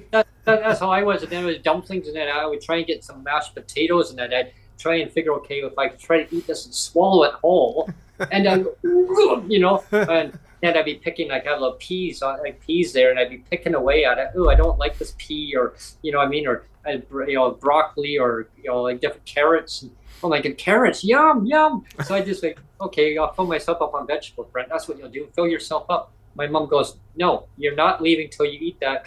And there was a lot of nights where I'd go to bed into my room without having dinner. Of course, before I did, I grabbed some cheese and crackers, managed to get some peanut butter, put some on there, take off there. And I mean, my mom understood. Like, as I got a little older, she said, yeah, she understood that. She says, I shouldn't have given you things that, that you couldn't eat. But, but she explained to me that, it's because growing up, she grew up that way too. And like with her mother, like it was like way back in during the Depression, deep Depression, and her and I, like, growing up with her, she struggled. So yeah, like I totally understand. Like she had bought stew meat, and she would just do the best she could and provide for my brother and I the best way she could. And like popsicles, like we'd have fruit popsicles. Well, she would get juice, and she would put it into like frozen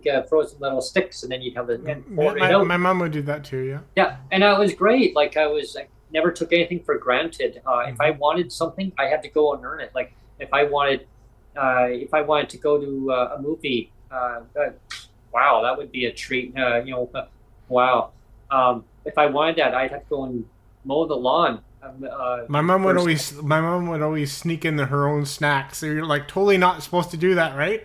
But yeah, but she'd always have this big coat with all this like hidden Smarties and chocolate bars. Oh yeah, yeah. It's like, and it's like reach into her pocket, and they're like, "Here you go." It's like, Yeah.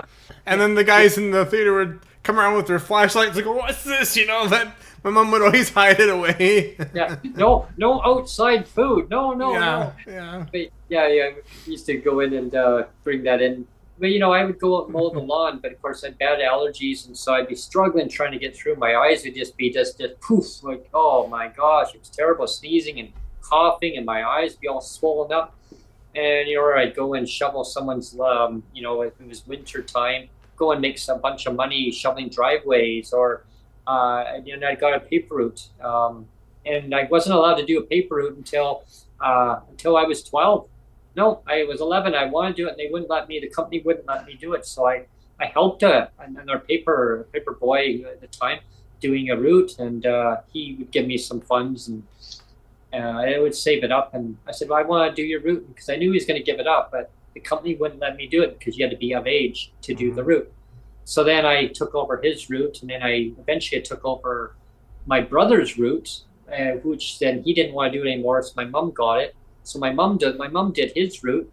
So then I asked the company, well, can I get it from my mom?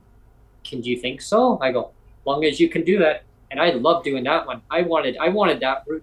That was the first time, but I couldn't have it. So I did my route plus that route. The bigger route, it was 225 papers, Neil, everybody. Oh, wow. 200, a whole trailer court. And I went around, and pretty well, most of them subscribed to it. Then I eventually, as time went on, I gave up the route. Like, it was a lot of work. There was a route that I did, one of my customers, I really did not. I did everything I could to get rid of this one customer, because it was further down from where all my other customers were. But I had to pedal down like another 10-minute ride on the bike down. And because it was a boundary, the company says technically, even though it's further, it's still within your boundary. I didn't want to deliver to him because he was a strange old man. And I felt very uncomfortable. And like, he'd asked me to come in for ice cream. And I told my mom that. She was, really? Oh, that's interesting. And I had a bad cold and allergies this one time around. So my mom says, well, I'll do your route for you. I said, okay, here's the addresses. So she went up there and delivered all the way up this guy's steep driveway up there. He's like, all the way up. Mm-hmm. She got back. She goes later on, and she says, "Okay, you're not going to be delivering to that nasty old man anymore." And what? The guy hit on my mom. Oh wow! The old guy hit on my mom. So she phoned up. Oh, my mom phoned up the paper company and said, "No, my son's not going to be delivering there, and I'm not going to be doing." Sure. What do you mean, you? Well, I actually did his route for a couple of days because he was really not feeling well, and I had a bad allergy season that year, and it was just like I was sick. I couldn't go to school. I think I was off for almost a week. Yeah, and the guy, like, he literally he almost like trapped my mom in, like she had to go, and like it was, yeah. But anyway, so getting that, I miss my mom so much because she taught me a lot about respect and standing up for myself. She taught me for who I am now. She always told me to believe in myself and stand up for what I believed in. She always said, her and I used to get into arguments though, because she'd say, you can't beat the system, Brent. You can't beat the system. You have to accept the fact, accept what it is. I said, no. If you're going to accept what it is, then you're letting yourself down. You need to stand up. And so I taught myself that, and I taught my mom that. And as my mom became older, I'd just be a teenager. But as I became a young adult, I taught my mom that. As I became more knowledgeable on things, she then realized that, hey, you're right. And so when it came time for me before I moved, my mom, financially, she started finding things a little bit harder. She had a hobby farm. Oh yeah, she had chickens, she had ducks, she had a potbelly pig. Oh yeah, but it was just a family pet. She didn't use it, for eating. But the potbelly pig thing was huge. It could barely walk. It was like, and she had cats. She had 12 cats. She had 2 dogs. She had budgies. She had some little rabbits out there in a cage, and she'd water them. And my responsibility, my mom would go away. She went to England. We sent her off to England one year, and she was away for about 3 months. And she wanted to make it worth her while to see her relatives. And so when she was away, I had to guess who had to take care of all the chores, all the animals, yeah. And all the eggs, collect the eggs, right? Yeah. So anyway, as time went on, it was a lot of work for her. When she came back, I could see that she needed that break. She applied for a Safe First program. It's for seniors. She had a meeting with her worker, which ended up being my worker years later, which I didn't realize. It was the same worker who administered seniors programs versus people with disabilities, right? So ended up being the same worker. And so I said to the worker, wow, this is a nice surprise. Nice to meet you. Nice to meet you too again, Brent. So how does that work? My mom just fills this out. Yeah, it's based on her notice of assessment from Revenue Canada. And so her rent is no more than, it's like subsidized, no more than 30% of her income based on the household income.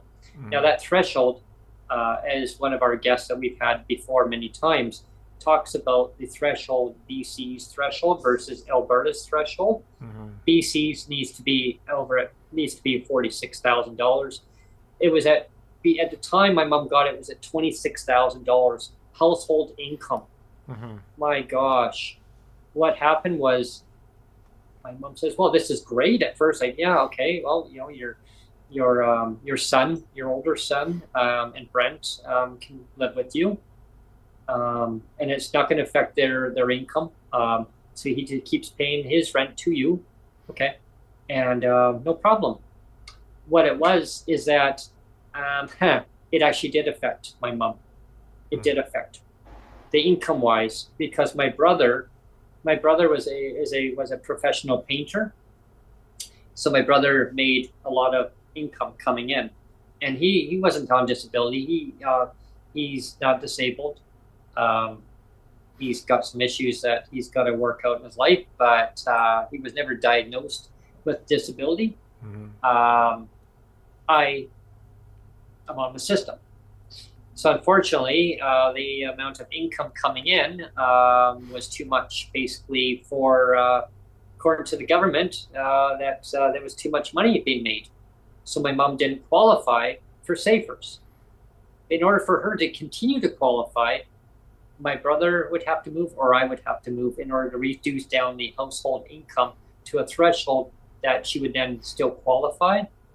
And I thought, my God, like that is so cruel. And I even said that right to the worker. That is so, I said, so, and part of my language, everybody, I don't mean to, normally I don't swear on my show.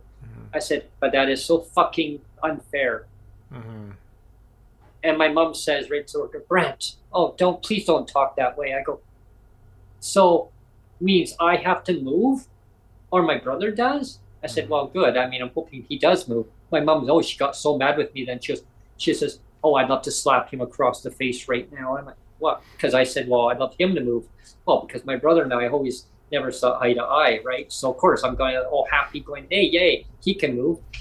So what it was is that my mom had to make the ultimate harsh decision in her life. After kicking my dad out, the next bad thing was kicking my brother out. And my mom made it very vocal to the worker. She says, I already got rid of their father because he was an alcoholic. So what? And now I have to get rid of my son because the system won't allow me to have him living with me. He drives me places. He has a vehicle. He can drive. Brent can't drive. Brent is visually impaired. Brent has a learning disability. My God, like, what are you doing? It's the system. It's how the system is designed. And that's, I always stuck in my mind, is how the system is designed. Yeah. And I thought, wow. So unfortunately, my brother had to move. And because my mom had said, well, Brent needs to be with me. Like, he has to be here. He can't be on his own. Unless you're going to up his income way up there, he's now going to be self-sufficient. And all that decision has serious repercussions, right? Yeah, because like your mom was saying, I mean, your brother, as annoying as he was to you, he was support for your mom. Like she was saying, he can drive. He's a support for her. Like just a physical support that she can get around better and do things better. So when you start to break up families, then it becomes more of a burden for the other person, right? So that's what happened there, is that they basically took away her supports, physical supports that she had. I was there and my mom explained this to me over many times. You were like the emotional support. I was the emotional support person for her, because her and I got along and see eye to eye on a lot of things. There's things eye to eye that her and I did not see eye on to, but overall, her and I saw eye to eye on a lot of things. That she could talk to me about things regarding my brother that would bother her by the hell out of her, but he would be able, compensate by being able to provide physically, like taking her places, doing things for her, that because she tried driving, it wasn't for her. She was a basket case. She told me, she said I'd be a wreck on the roads. And I said, well, you did the best you could. So with that is, so my brother had moved because, the government basically said, you made too much, so you can't be here. Yeah, go figure, because, so I had moved. I had moved with a friend of mine, which, fast forward, I mean, which is really great. She's a great friend of mine still, and even to this date, and a good friend of Sonja's. Yeah. So Sonja got to meet her, and so we had found a place, and I said, well, where? And so it was a 2-bedroom basement suite, and her sisters and her brother-in-law's house. Nice place, really good place. It was about a 15-minute walk to the bus, maybe 10 minutes, 10, 15, depending on how fast I walked. It got to a point where they wanted her sister wanted their family, so they wanted a basement suite to themselves. So we had to move. So I moved to Langley, into downtown Langley, which I used to ride my bike by the place Neil all the time, and everybody. I used to ride my yeah. Go figure. I rode my bike by this apartment building, and oh, what is that building? Oh, never knowing that going fast forward that I would actually be living in that building. Mm. And that's how going forward. That's how I met Sonjia. Like we connected, and then basically my roommate then she met somebody. She met her well, it was supposed to be her boyfriend. She met her boyfriend, was then my friend ended up having a kid with the boyfriend. Mm-hmm. And okay, well, yeah, and yeah, so happy go lucky for her. Didn't work out that way, but whatever. I mean, she made her decisions on that. Sonjia and I, we chuckle about that because going forward. But my mom would come by to visit. My mom would come by to visit. I would look after her, and well, my friend would go to work, and so my mom would come by, and she's, you can be okay with your mom? I said, yeah, like I'll be. It's cool. Like it's cool. I'll make some tea. And so I said, Mom, you want like some tea? She goes, I want a cup of coffee. Okay. So I said, okay. So I made the coffee. When's the tea coming, Brent? The tea. No problem, Mom. So I'm down boiling some tea. Mm-hmm. She says, oh, for God's sake, how long does it take to get the cup of coffee? I'm like, oh my, but I had to keep my cool, right? Neil, like and I was thinking like, where are you at here? Like, and I knew like that state of mind, she's already going through this because her and I had already gone through this when I lived at her home. Mm-hmm. And meanwhile, I'm living in a basement suite. So I'm thinking, oh my God, like, oh, but I then became to realize like, yeah, Brent, just go with the flow. You just have to work with your mom the best way you can. So my brother, like, he had given me a phone call one day. I was at a job, and again, and he says, I've got some news I need to talk to you about. And I said, can this not wait?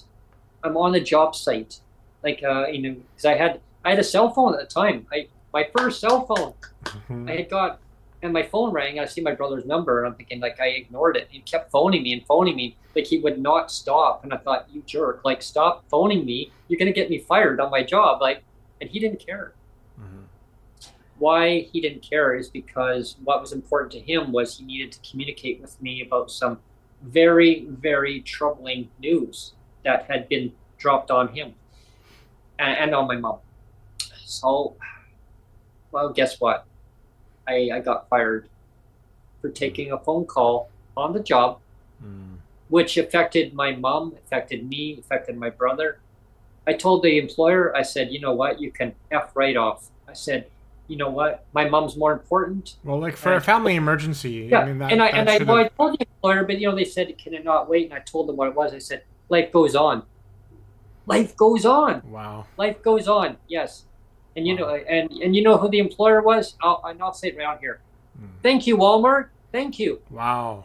Thank you, Walmart. Yeah. Like, thank you very much. That's why I don't feel bad because I don't ever shop there, and now I know why I never shop there. Well, yeah, and it was, yeah, like I had taken the phone call because my brother had got me this devastating news that my mom was getting kicked out of her place that she had lived in there since I was little tiny little toddler. Why? Because the owner had passed away and the home was given, my mom was renting. So the sisters took over the home, right? So they had ownership of it. Well, what it was is that they said that a family member was going to be moving into the home, and unfortunately, like the one sister needed to be close by Langley Memorial Hospital due to diagnostic testing she was going through in her life. So unfortunately, they needed to take possession for the sister to live there. So we went to a hearing through the BC Residential Tenancy branch hearing to go through that because my mom disputed it, and it had a notice of eviction. I saw it. My brother gave me a copy and showed it to me. I met up with him for lunch. Him and I were actually very civil. Like he sat down and he went and bought me lunch, and he says, the government's not going to deduct this off you, are they, Brent? Are they going to garnish you this off you because I'm buying you lunch as a gift? No. He says, because they do. He said, they're going to be talking to me. You've been through enough, he says, enough crap in your life. And I've gone through crap now dealing with the government on this. I thought, oh my God. He goes, oh, he said, heads are going to spin, man. I'm like, well, that was coming from my brother. And so, long story short is my mom lost a home because she lost the battle. I had gone to the hearing myself on behalf of my mom, and my brother were there, and one of our neighbors as a witness, because the doctor had signed off. Some doctor, not my family doctor. My family doctor would never have done that. So whoever's doctor that they had signed off on it and said, yes, my patient, what did we say? Oh yeah, my patient has been diagnosed with blip, and needs to have medical attention ongoing for a period of time, needs to reside at this address, at my mom's address. It was signed off by the doctor. Do I believe a word of it? No, I don't. Even to this day, no, I don't. Somebody got paid off here. Somebody got paid off, right? And I know that. Tennessee branch knows that. The officer, but you know what? They had to go with they had to go with the signature that's on there, and they had to go with it. The documentation backed up each other. So wada bing, my mom lost it. My mom didn't even get back her damage deposit. After all those years, imagine how much money she would have had. Why didn't she get it back? Because my brother was so upset that my mom lost the place. My brother had built a shed on a cement platform that he had put cement down and laid the cement down and built a basically nice, good outhouse with a roof on there and everything, and hooked up, electricity to it. So my brother was smart. Like he even though he did painting, he actually did construction too. Like he learned from his big brother at the time, and taught him a lot of stuff in the trade industry. So he learned a lot. He knew what he was doing. He got so mad he ripped down the whole shed, Neil. He took the whole shed. I would have done it the exact same thing. Yeah, he smashed it right down, like took it out. He smashed the concrete too that it was on, so that they couldn't use it again. Yeah. And because the Tennessee Act says that it was damage done to the property because he had put foundation on there, it's now part of the property. Because they said technically it's part of the property. He damaged it, and because of that, my mom didn't get back her damage deposit. And I said, "Are you for real? Like, why?" Like I said to the Tennessee branch, I mean, wow. I said, so you tell my mom after how many years that all of a sudden she loses her home and my brother's not supposed to be upset? I said, not that I condole what he did. I said, but I don't blame him for what he did. They're like, and the officer of the Tennessee branch says, take those words back. I said, I will not take the words back. I said, do you know, I said, what this will do to my mom? And what it did actually deteriorated my mom's health. They were warned. The neighbor everything's connected, right? Everything's connected. The lady warned, when my neighbor warned the branch, said, if you take away her home, her health is going to deteriorate down because that's all she knows. And what it was is that she found another home on the next road over, and my mom called it the dungeon. It was a cement wall. There was a wood wall on the other side. She couldn't put no pictures up. And it felt very cold. It was just not warm. It was a tiny little place. And I saw my mom's health going all the way down. We then had to put her into a home. And after that, she went right downhill. I met up with her in Fort Langley. Her and I would go for a tea. I took her for a muffin, and I remember I was working at McDonald's at the time. Customer care. I had just got my a badge. Well, actually, I got the badge actually after. Yes, that's right. A magnetic badge that I was given because they really saw that I provided great customer service, and I was given a gold badge to wear as a magnetic one on as customer care specialist. Customer care specialist. I remember a day I was working, and it was in the summer, and I said this on my last podcast, July 21st, 2006. and I had gone into work, and I was asked if I could come in a little bit early, and I said, well, yeah, okay. Like it was an afternoon shift, and I was asked if I could come in at in the morning, because there was some activities going on, and they wanted to prepare, like get the things going, so I had to get things stocked up and ready to go for a huge rush. So I got in there, but I got a phone call. I got up and got my morning going. I think I got up at 7 o'clock. Yeah, it was 7 o'clock in the morning. I got up and watched the news, and I'm sitting here having a cup of coffee. I just had my breakfast, and at 8:31 in the morning, I got a phone call. The clock literally, it was weird, because I was looking at, I had this temperature gauge. Of course, me and weather. Yeah. I'm looking at what the temperature is inside my place, and okay, what's the humidity level at. And I'm looking at it, and I was watching something on the news, and they were talking about weather, and I thought, oh, okay. So I looked over at my temperature gauge, which was sitting right beside me, and I looked, and the clock had literally just turned, at 8:31. My phone rang. I jumped. Jesus, like talk about literally right at the same time. Mm-hmm. My phone. I'm looking at the call display, and I see the home that my mom's at. Mm-hmm. Like, why do they call me at 8:30 in the morning? Like, I'm like, hello? And nobody there. Weird. So I hung up the phone, and then the phone rang. It rang 3 times. It went ring, ring, ring, and it was like a steady ring, and it stopped. Mm-hmm. And then my phone, I thought, was there a malfunction on my phone? It was like a steady ring, then it cut. Like, what the hell? And so I called back to that number. I thought it was like something telling me, and so I called back, and I'm like, okay, you called? Like, who's this? And so I said, who is? Oh, yes, hi. We just tried calling you once. We had just called you. I go, no, you tried calling twice. No, we called you once.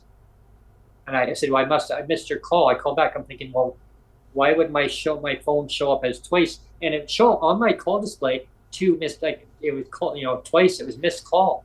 I'm thinking, what the hell? And so it tells me now that, and I really believe in upper things, and some people don't, some people do. Mm-hmm. I believe that my mom was trying to reach out to me at the time to tell me, like, hey, but anyway, I phoned back, and they said, yeah, your mom slipped away, Brent. I'm like, well, where did that little, I still remember, I said, where did that little devil go? Where did that little devil go now? Because, they used to call and tell me, like, hey, we're having a problem with your mom. Like, she was kind of out of her mind, and she would be lashing out at people, and she was never that way. Like, she was always very kind, very warm-hearted person. Like, she would do anything for anybody. But she said, yeah, your mom slipped away this morning. Where did she go? Brent, she slipped away. I go, okay, I got, and I said, I got that. Like, what are you telling me? Your mom passed away, Brent. And my jaw dropped. I literally dropped the receiver, and I was like stunned, like I was frozen, like I didn't know. And I hear this, hello, are you there? And so I pick up the phone. I go, I'm here. Okay, so what happens now is that, what do we do with her body? Oh, excuse me? Like, what do we do with her body? Like, and I thought that seemed kind of morbid. Like, it was like, really, like, I'm sorry. Like, how can we work with you? And we tried phoning your brother, but there was no answer. I go, well, that's the only number I have. So you'll have to keep trying. Like, I was just like, I got the phone. I hung up the phone. I just hung up the phone on them. And I was just so devastated. I went to work. Crazy, Brent. Crazy, Brent. I should have phoned in. Sonjia said, if I would have known you back then, I would have said, no, you're not going to work. Like, but somebody told me that my mom would have wanted me to carry on and focus on the positive. So I went and I pushed myself to go to work. I ended up going to work, leaving about an hour and 20 minutes into my shift. But when I got there, and I want everyone to really listen to this part here.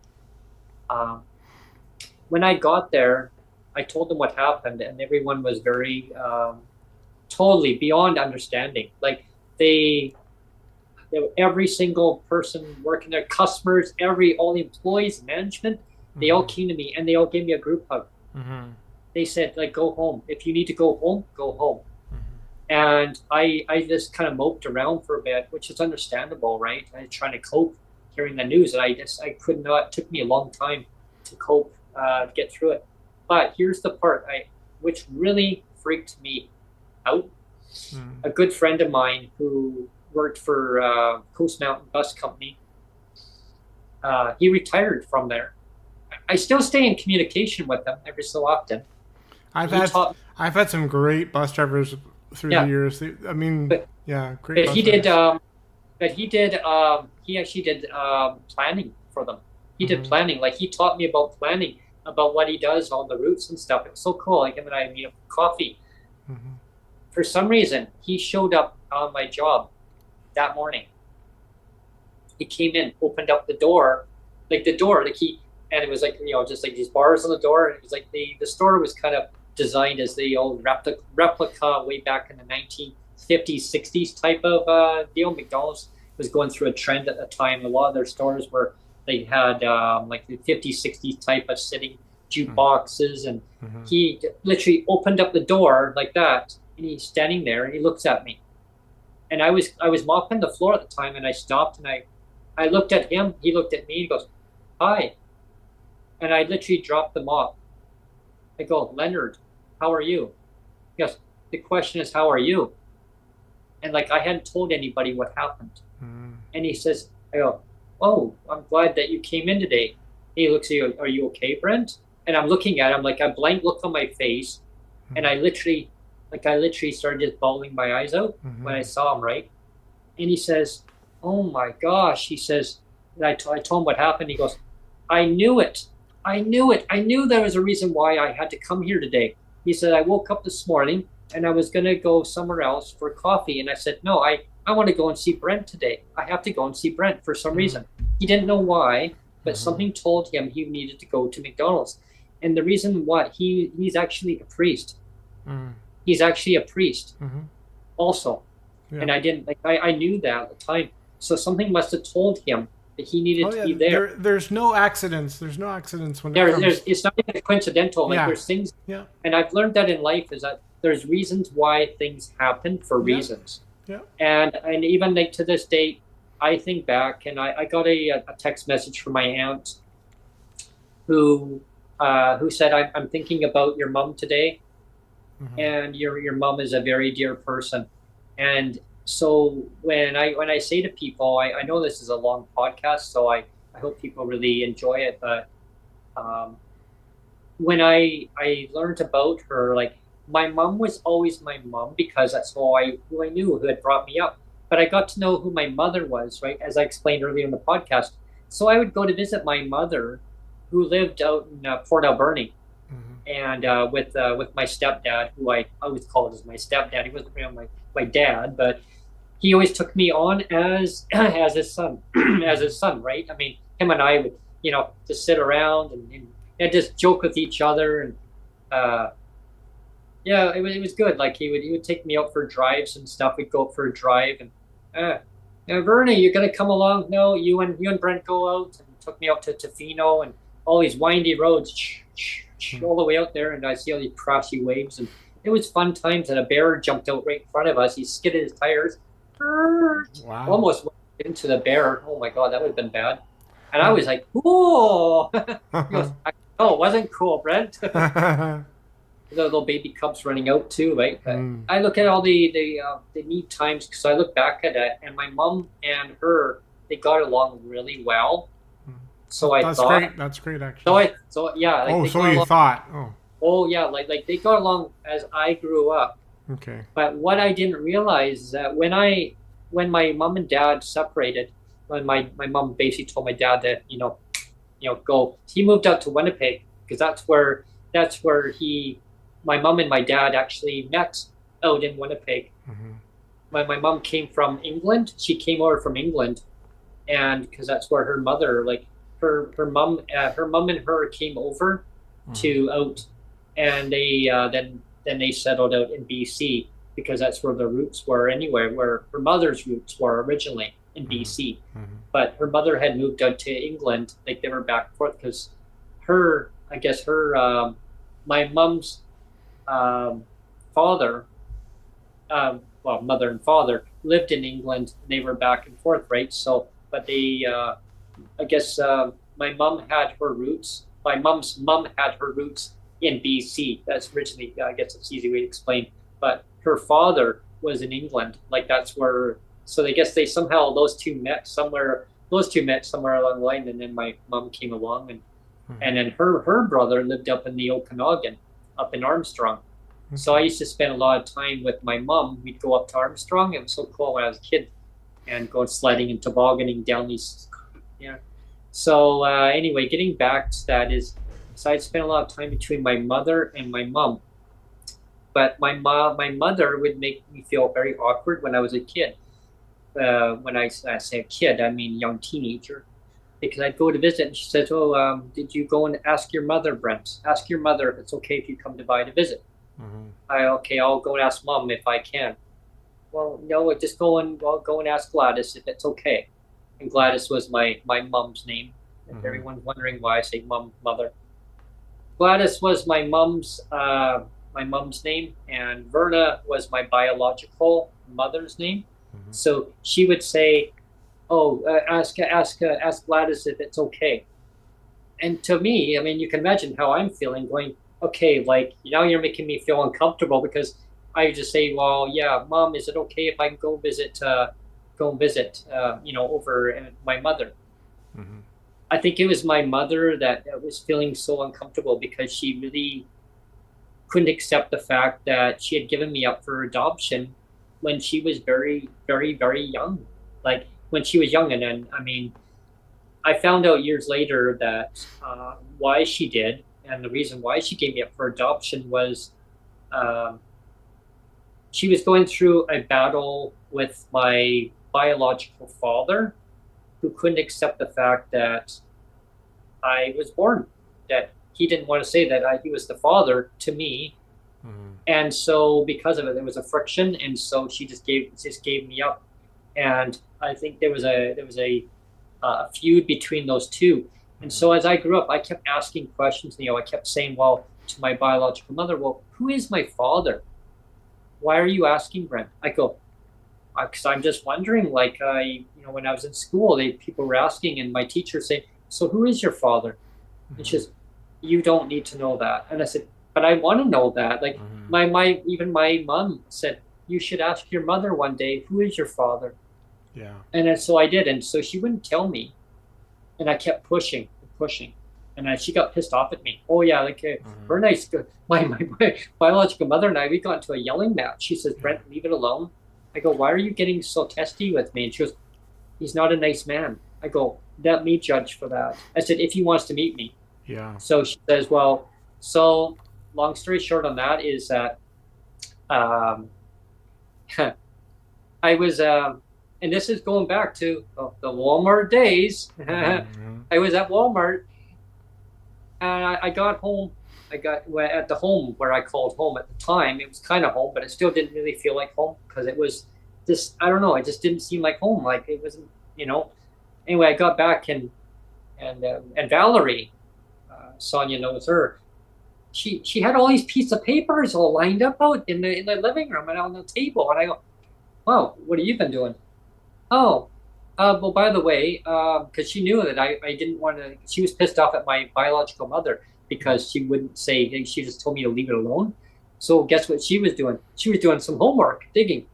Oh. She goes, oh, by the way, there's a guy that's going to be coming by tomorrow. I hope you're not working. No, actually, I have tomorrow off. And that was the tomorrow off. Yeah, I said, but I'm working the next day. And anyway, so that was the next day was the day that I lost my job. Go figure. So yeah, it kind of worked out anyway. But so anyway, I said, well, what's all this paper? She goes, you have a gentleman that's going to come by tomorrow.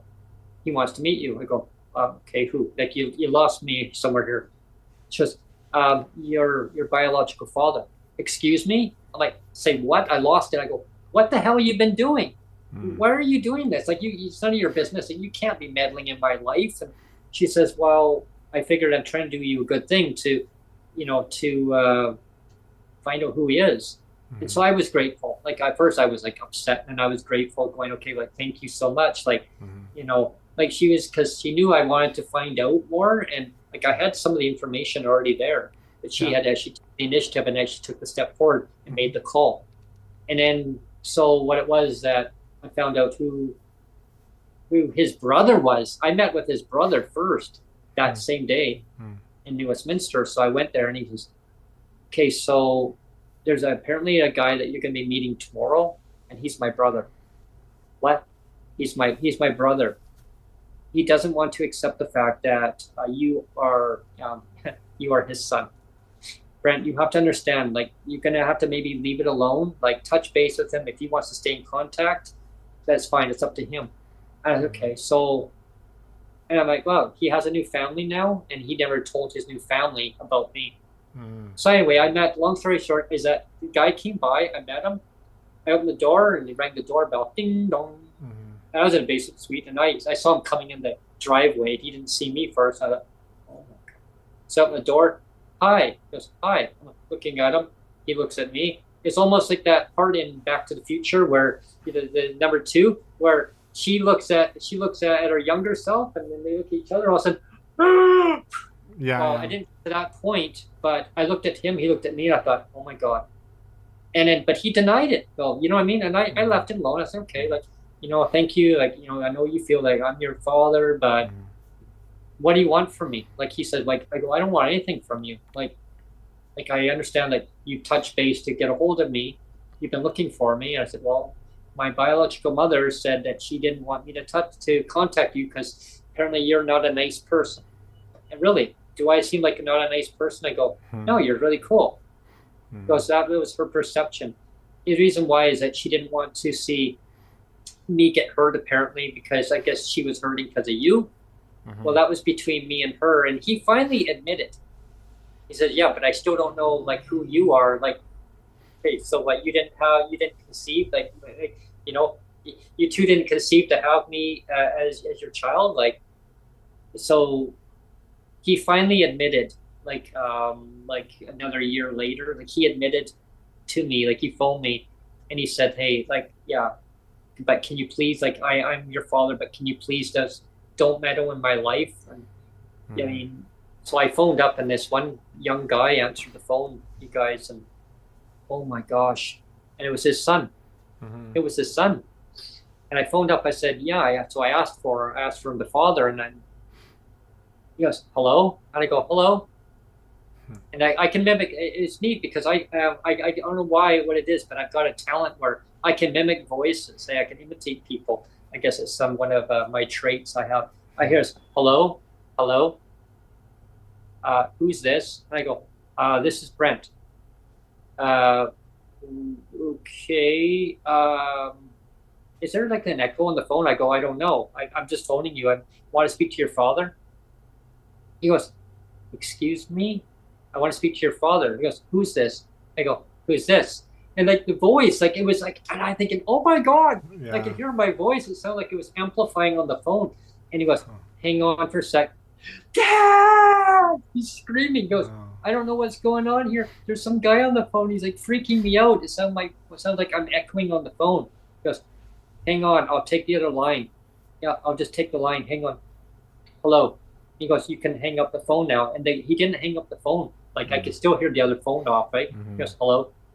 I go, hi, it's Brent. How's it going? Oh, hello. How are you? I'm like, wonderful. Thanks. He goes, well, I'm glad that your life is wonderful. My life is a living hell. I've now got my son asking me questions. I got my wife asking me freaking questions. Can you please just stay out of our lives? I go, look, I don't want anything. He goes, what do you want? I go, I don't want anything from you. I just want to know who you were. I'm not going to ask questions of saying like, why did you abandon me or this and that? I said, I just want to know who you were, just because for hereditary. Yeah, goes, and I mean, I've told you before that my first wife was adopted as well, right? Yeah. She was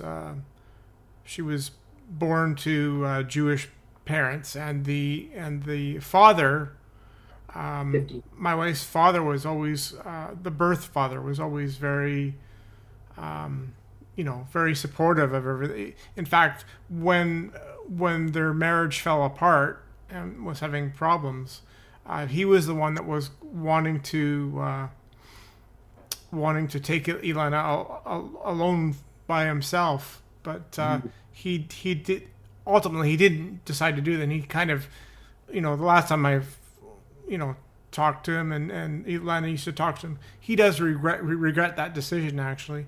But it's funny because you're right about adopted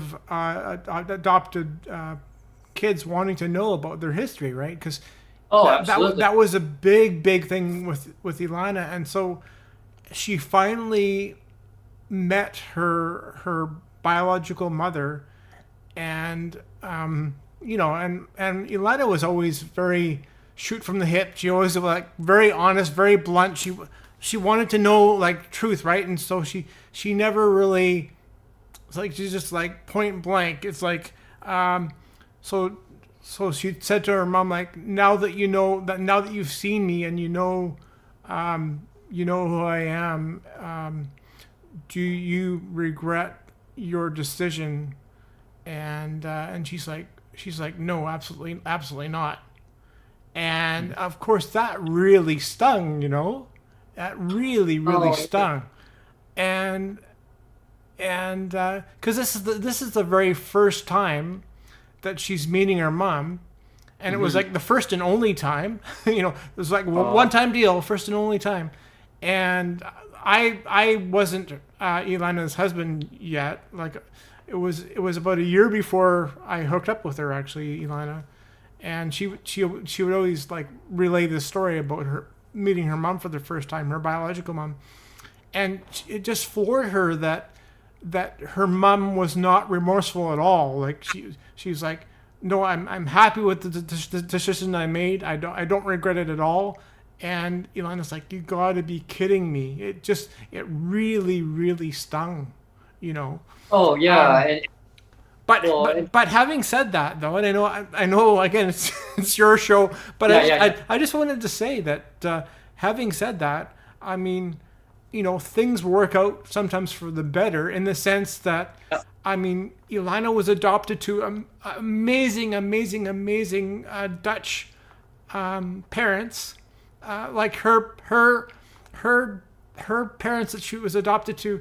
I always said that, even though there was really no physical resemblance necessarily, it just felt like they were her physical parents. You understand? Like, you know what I mean? Like, oh, totally. Physically, they were her. Like as an outsider coming in and getting to know her parents, I'm going to her like, these are your parents. These are your physical parents. They are the ones.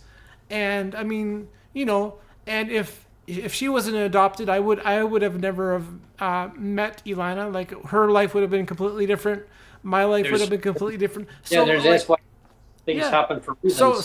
So things like do this and weave and bob and and you just kind of, life is like that. And life is on, like, has deliberate paths, and like I said, nothing is accidental. So your life is the way it was meant to be, and my life was the way it was meant to be, and my previous wife, even though that she's in heaven now, she lived life to the fullest, and her life was the way it was meant to be too. So there's reasons, and that's one thing I've come to realize in life. There's reasons why things happen for reasons. And I'm grateful to have known my mom, and so I would always stay in contact with my mother, right? Because then I would say, she says, "Oh, I miss your mom, Brent. And at that time, she actually finally started saying, "I miss your mom, Brent." And I said, "Thank you." Like, I'd say to my biological mother, I said, "Thank you. Like, thank you for saying that." And I then felt very comfortable explaining to her why I'm thanking her. And she goes, "Why?" Like, and then I said, "Because you used to call my mom by her name, which is fine, but you used to say, when I would say mom, you would say her name, and and she was, because I felt very uncomfortable. I could never seem to always accept the fact that over that many years, I go, why was that? Just because I never wanted to give you up, but I felt I had no choice at the time. I go, right. And then I waited for that opportunity because she didn't know that I knew. I said, right, I guess that's the time that you tried fighting my mom in court to try and get custody of me. Just, how do you know that? Like, she was twisting things in a way that I was waiting for that opportunity, right? And she was, you weren't supposed to know that. I go, my mom wanted me to know that as I grew up. I said, and she waited till my mom and my dad had separated. She waited till there was vulnerability, and to see, she tried testing it in court to see if my mom was stable enough to, even though she was a single mother, bringing me up, but wanted to see if she could actually get custody of me, a custody battle. And I thought, oh my God, like, and I heard about that many years later, and I thought, and I forgave her. Like, her and I would talk. Like, I always stayed in contact, and God rest her soul too, because she passed away in 2015. So people go, oh my gosh, you lost two mothers. I go, yeah, I lost my mom in 2006, but I lost my mother in August of 2015. And I was living in downtown Langley at the time. Sonjia remembers that. Yeah, I remember that. We were watching TV or something. And I got a phone call from my aunt that told me that that her sister passed away, that my mother passed away. And I thought, oh my God, here I'm going through this again. You know what I mean?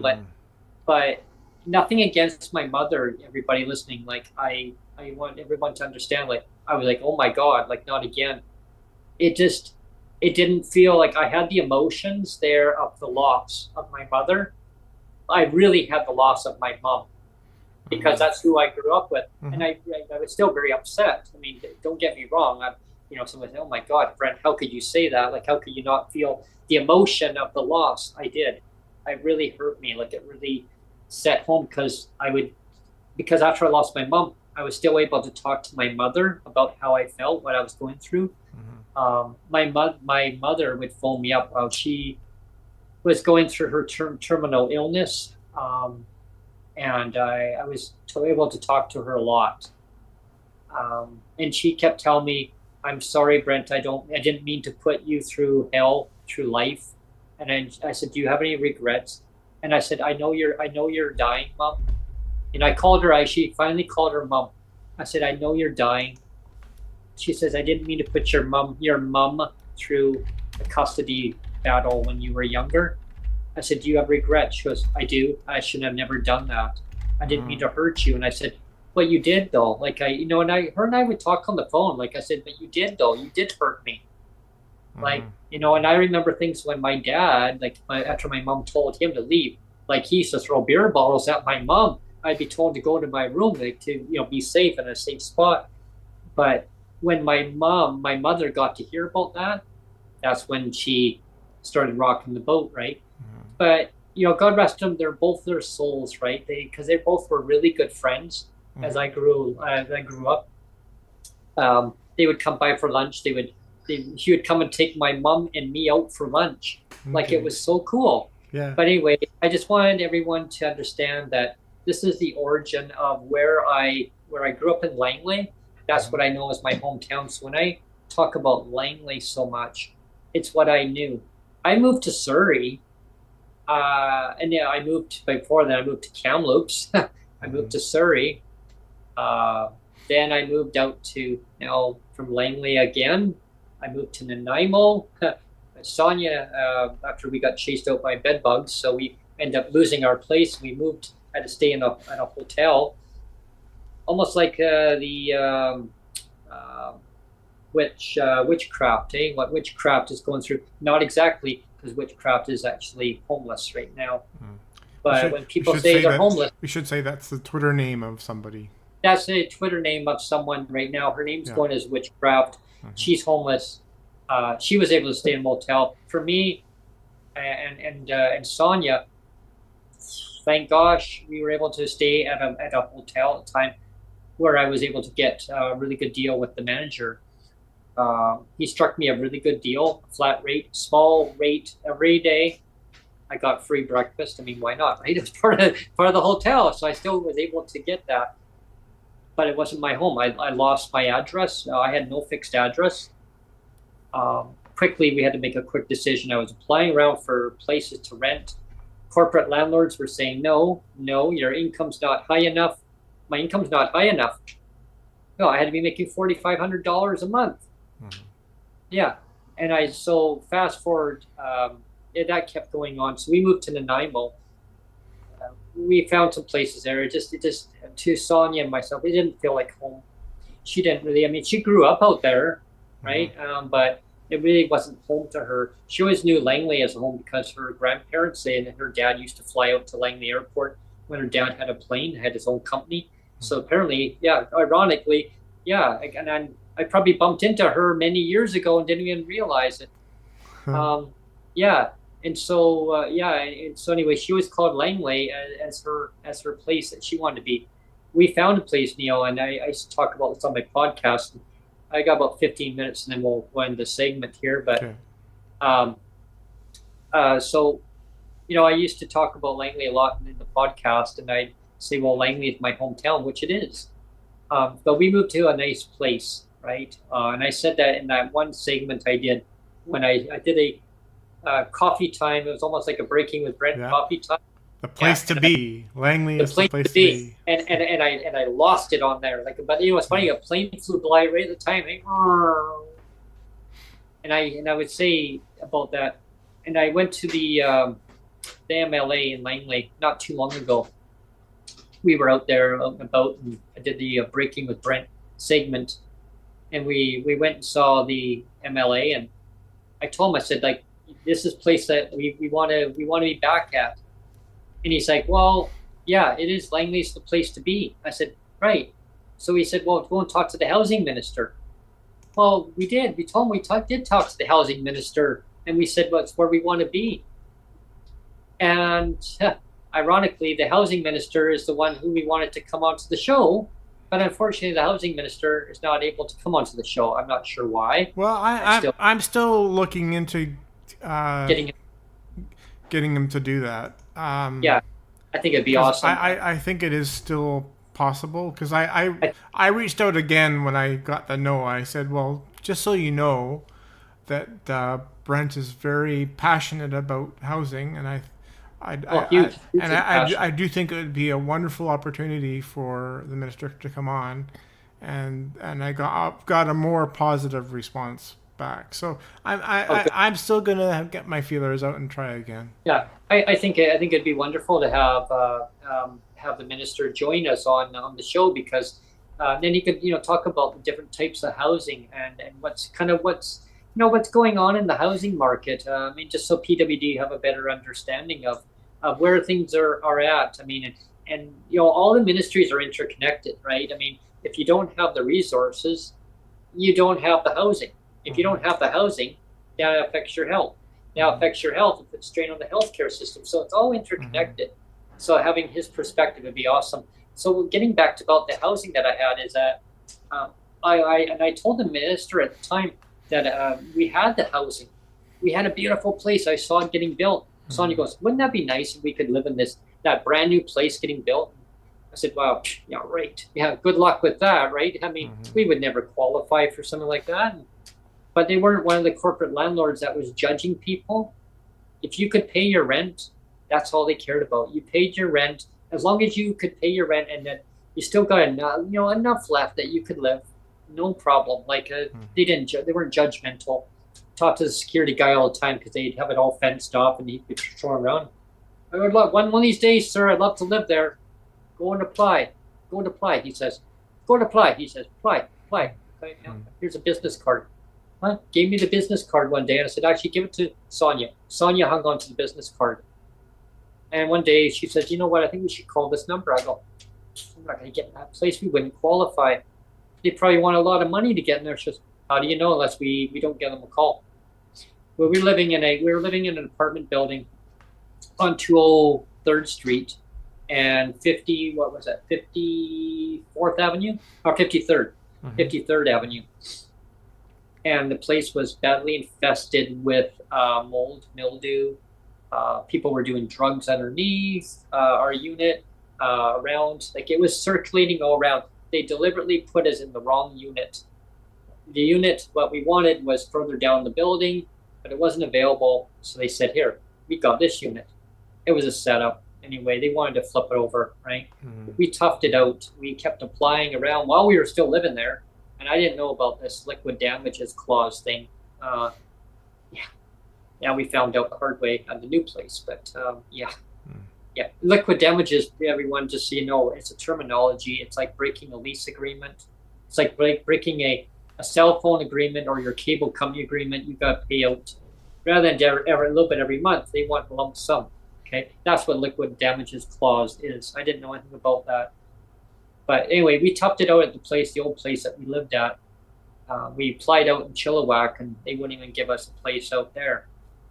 Probably a good thing that we didn't take the one place, eh?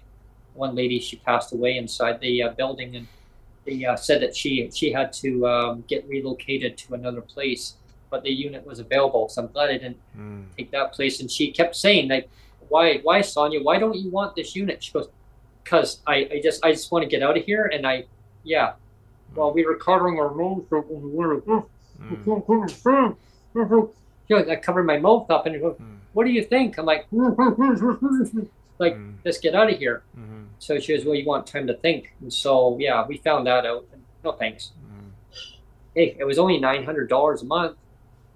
It's only $900 a month. I mean, wow. Hey, that would have been a great deal. Yeah. Still more than PWD's check, though. I mean, the shelter portion, but still, it was. So, long story short, so we got the new place.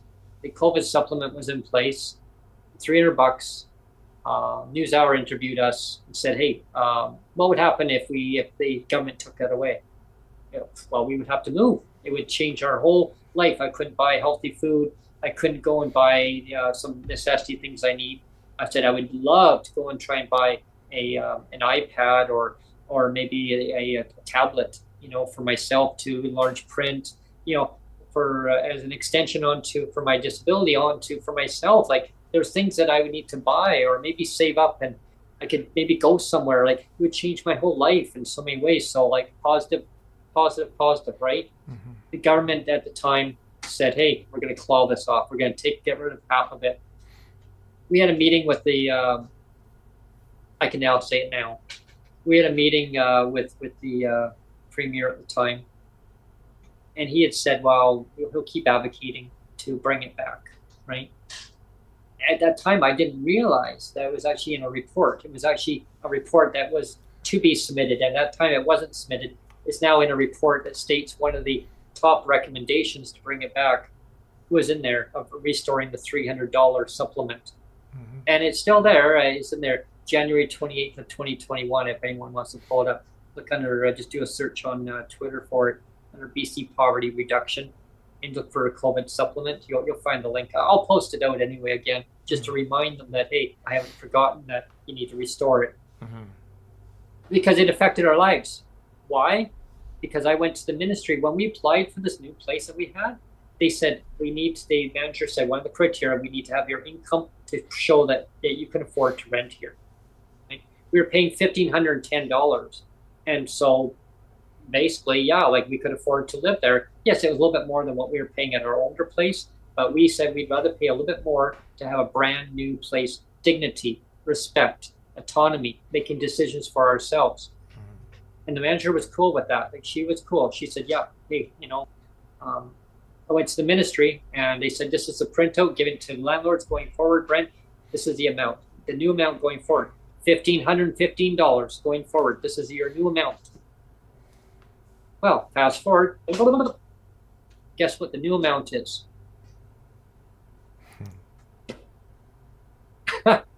Yeah. We lost our place because if we would have had that amount, we would have still been living where we were living. Yeah, if everything had stayed the same, you wouldn't have had to move. Yeah. But we got pushed into another unit in our building because the manager at the time, they had an alternative situation they were doing. They cleared up 2 floors of people. They wanted to turn over. So we had a choice of getting another unit of $1,775. We couldn't afford that. We tried. we winged it. We gave our notice in without even finding a place. Like, we were that desperate to get out of there because we couldn't afford it, because the government had taken it away. And we said we couldn't afford to live here. We figured for sure we're going to find a place to live, but didn't know that corporate landlords were playing games and saying that you got to be making no less than $5,000 or $4,500 in equivalent. They said that, your government should be giving you no less than $2,000 a month to live. I said, well, no way the government's going to do that. Like, there's just no way. Mm-hmm. So that's what happened. We had to revoke our tenancy, our notice. And then thank gosh they didn't rent it out at the time. So we had to revoke it. Then we finally realized, we toughed it out for like months. And then we said, well, you know what, we're going to have to give her notice. And we did find a place. Sonjia found the place, actually, out here in Victoria. I had made piles of phone calls, and I talked to other landlords. I told them our situation. And they said, you'll find something out here. And I said, I think Sonjia might have found something. And they knew, the other landlord knew about this place. They said, yeah, that's a good place. That's one of the, one of the better places. So we found it. We went and saw it, and I phoned up. They had a telephone outage at the time. The whole network was down. And Sonjia just keep phoning.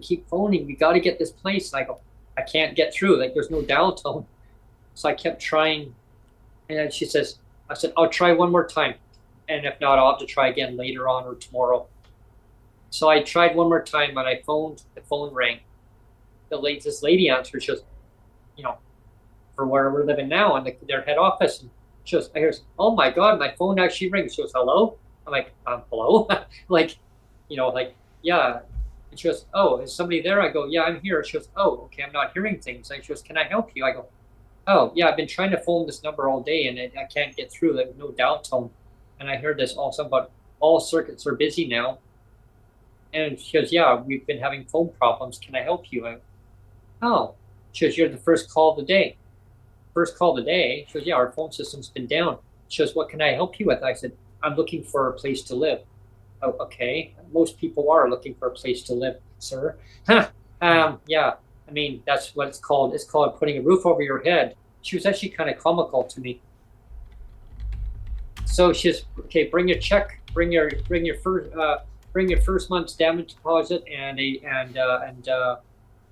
your rent for first month out, and your references, and we'll see.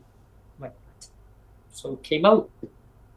Made the appointment, came out here a day sooner so we could check out the hood. I just want to make sure about this, eh? Mm-hmm. So I checked it out, everything's fine. Met up 15 minutes later, we met with the manager. I figured it was the lady I talked to on the phone. No, it was a manager, different one. Oh, who are you? Anyway, she showed us around. She just have a seat outside the door, and they have a little bench outside our door. So I have a seat up there. 15 minutes later, she comes back. She goes, you and Sonjia have the place. 15 minutes later. Mm-hmm. I've never in my life experienced that before. Like, wow. Yeah, that's cool. She knew, because she phoned our manager, and our manager did not want us to move. Mm-hmm. She wanted us to be happy from Langley. But yeah. And so I phoned her. I was so excited. And normally you don't phone up your previous manager or where you're actually living and saying, hey, by the way, so-and-so called you, didn't they? Yeah. Mm-hmm. So they were both excited for us on both ends. And because they wanted us to be happy. They knew we weren't going to be happy living in Victoria, happy going there as a tourist to visit it. Yes. To live here? No. We've adapted for now. Everybody watching this and listening. Is it our home? No. How long are we going to be living here? I don't know. Could be here another year. I don't know. If I had my way, I'd be in Langley right now. Sonjia knows that too. Mm-hmm. She keeps looking at ads all the time, reminding me, well, such and such place. You know that one, yeah. How much is it now? Oh, $1,800 to $1,875. Over $2,000. I go, Sonjia, the checks won't do it. I said, the government won't raise their income. Mm-hmm. And that's my point, everybody. I want to make sure that the government needs to listen to the advocates. Don't listen to your stakeholders. Don't listen to your gatekeepers, okay? Listen to the advocates. Listen to the lived experience recipients who are disabled, low-income disabled people. Yes, some people are very fortunate that they have other income that they can actually supplement. That's great. That's great if you can do that. If you can't, the government has a legal responsibility to taking care of its citizens in this province and in every other province in this country. Nobody should be living in poverty. There's collective wealth in this country. It's the corporate landlords. And you know, Jeff Leggett's posted about it just recently. Go look up his tweets on that. He makes a very good, valid point. There's billionaires, millionaires making almost over equal or just above over 1.5 million disabled. He made a point just today. I think it was 1.6 or 1.7 million people that are actually millionaires. Imagine taking some of that money off and giving back to the disabled people. Those millionaires, they could use it as a tax write-off. They're going to get that money back anyway. They don't even they already get tax write-offs, right? Exactly. They don't even pay taxes in this country. Yeah. So anyway, give it back. I mean, it's an income inequality, and I think it just needs to be revamped. These programs are not working for people.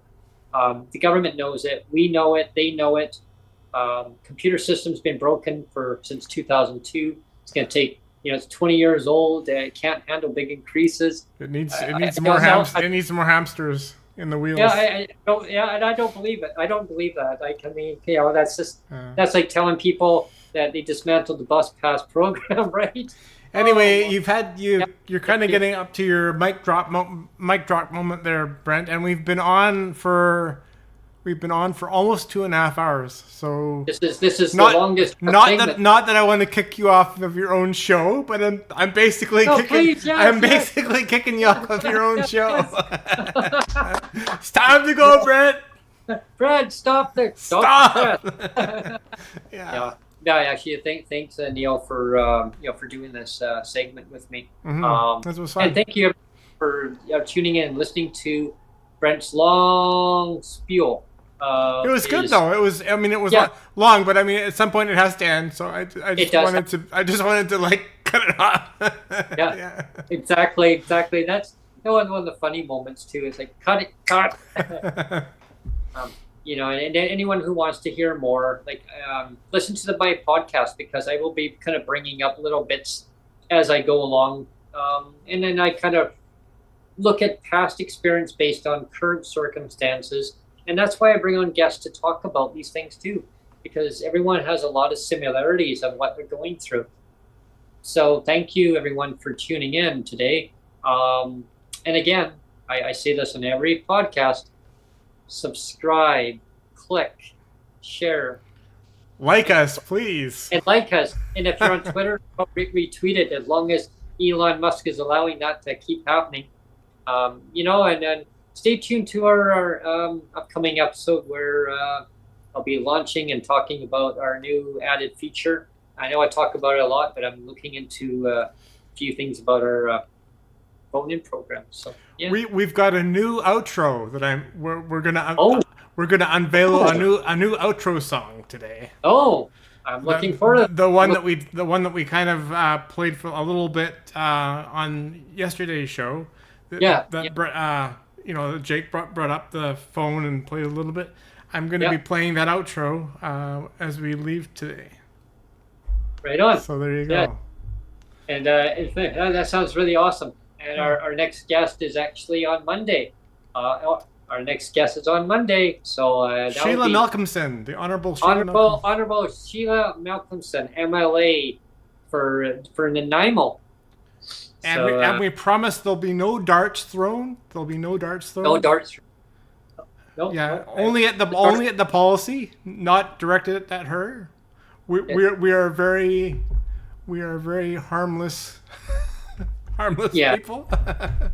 Well, exactly. And it's all about policy. It's all about the policy. All about the policy. It doesn't matter which government it is. It's on who wants to keep that policy in place, right? And who wants to change it. And that's what needs to change. It's who wants to change it.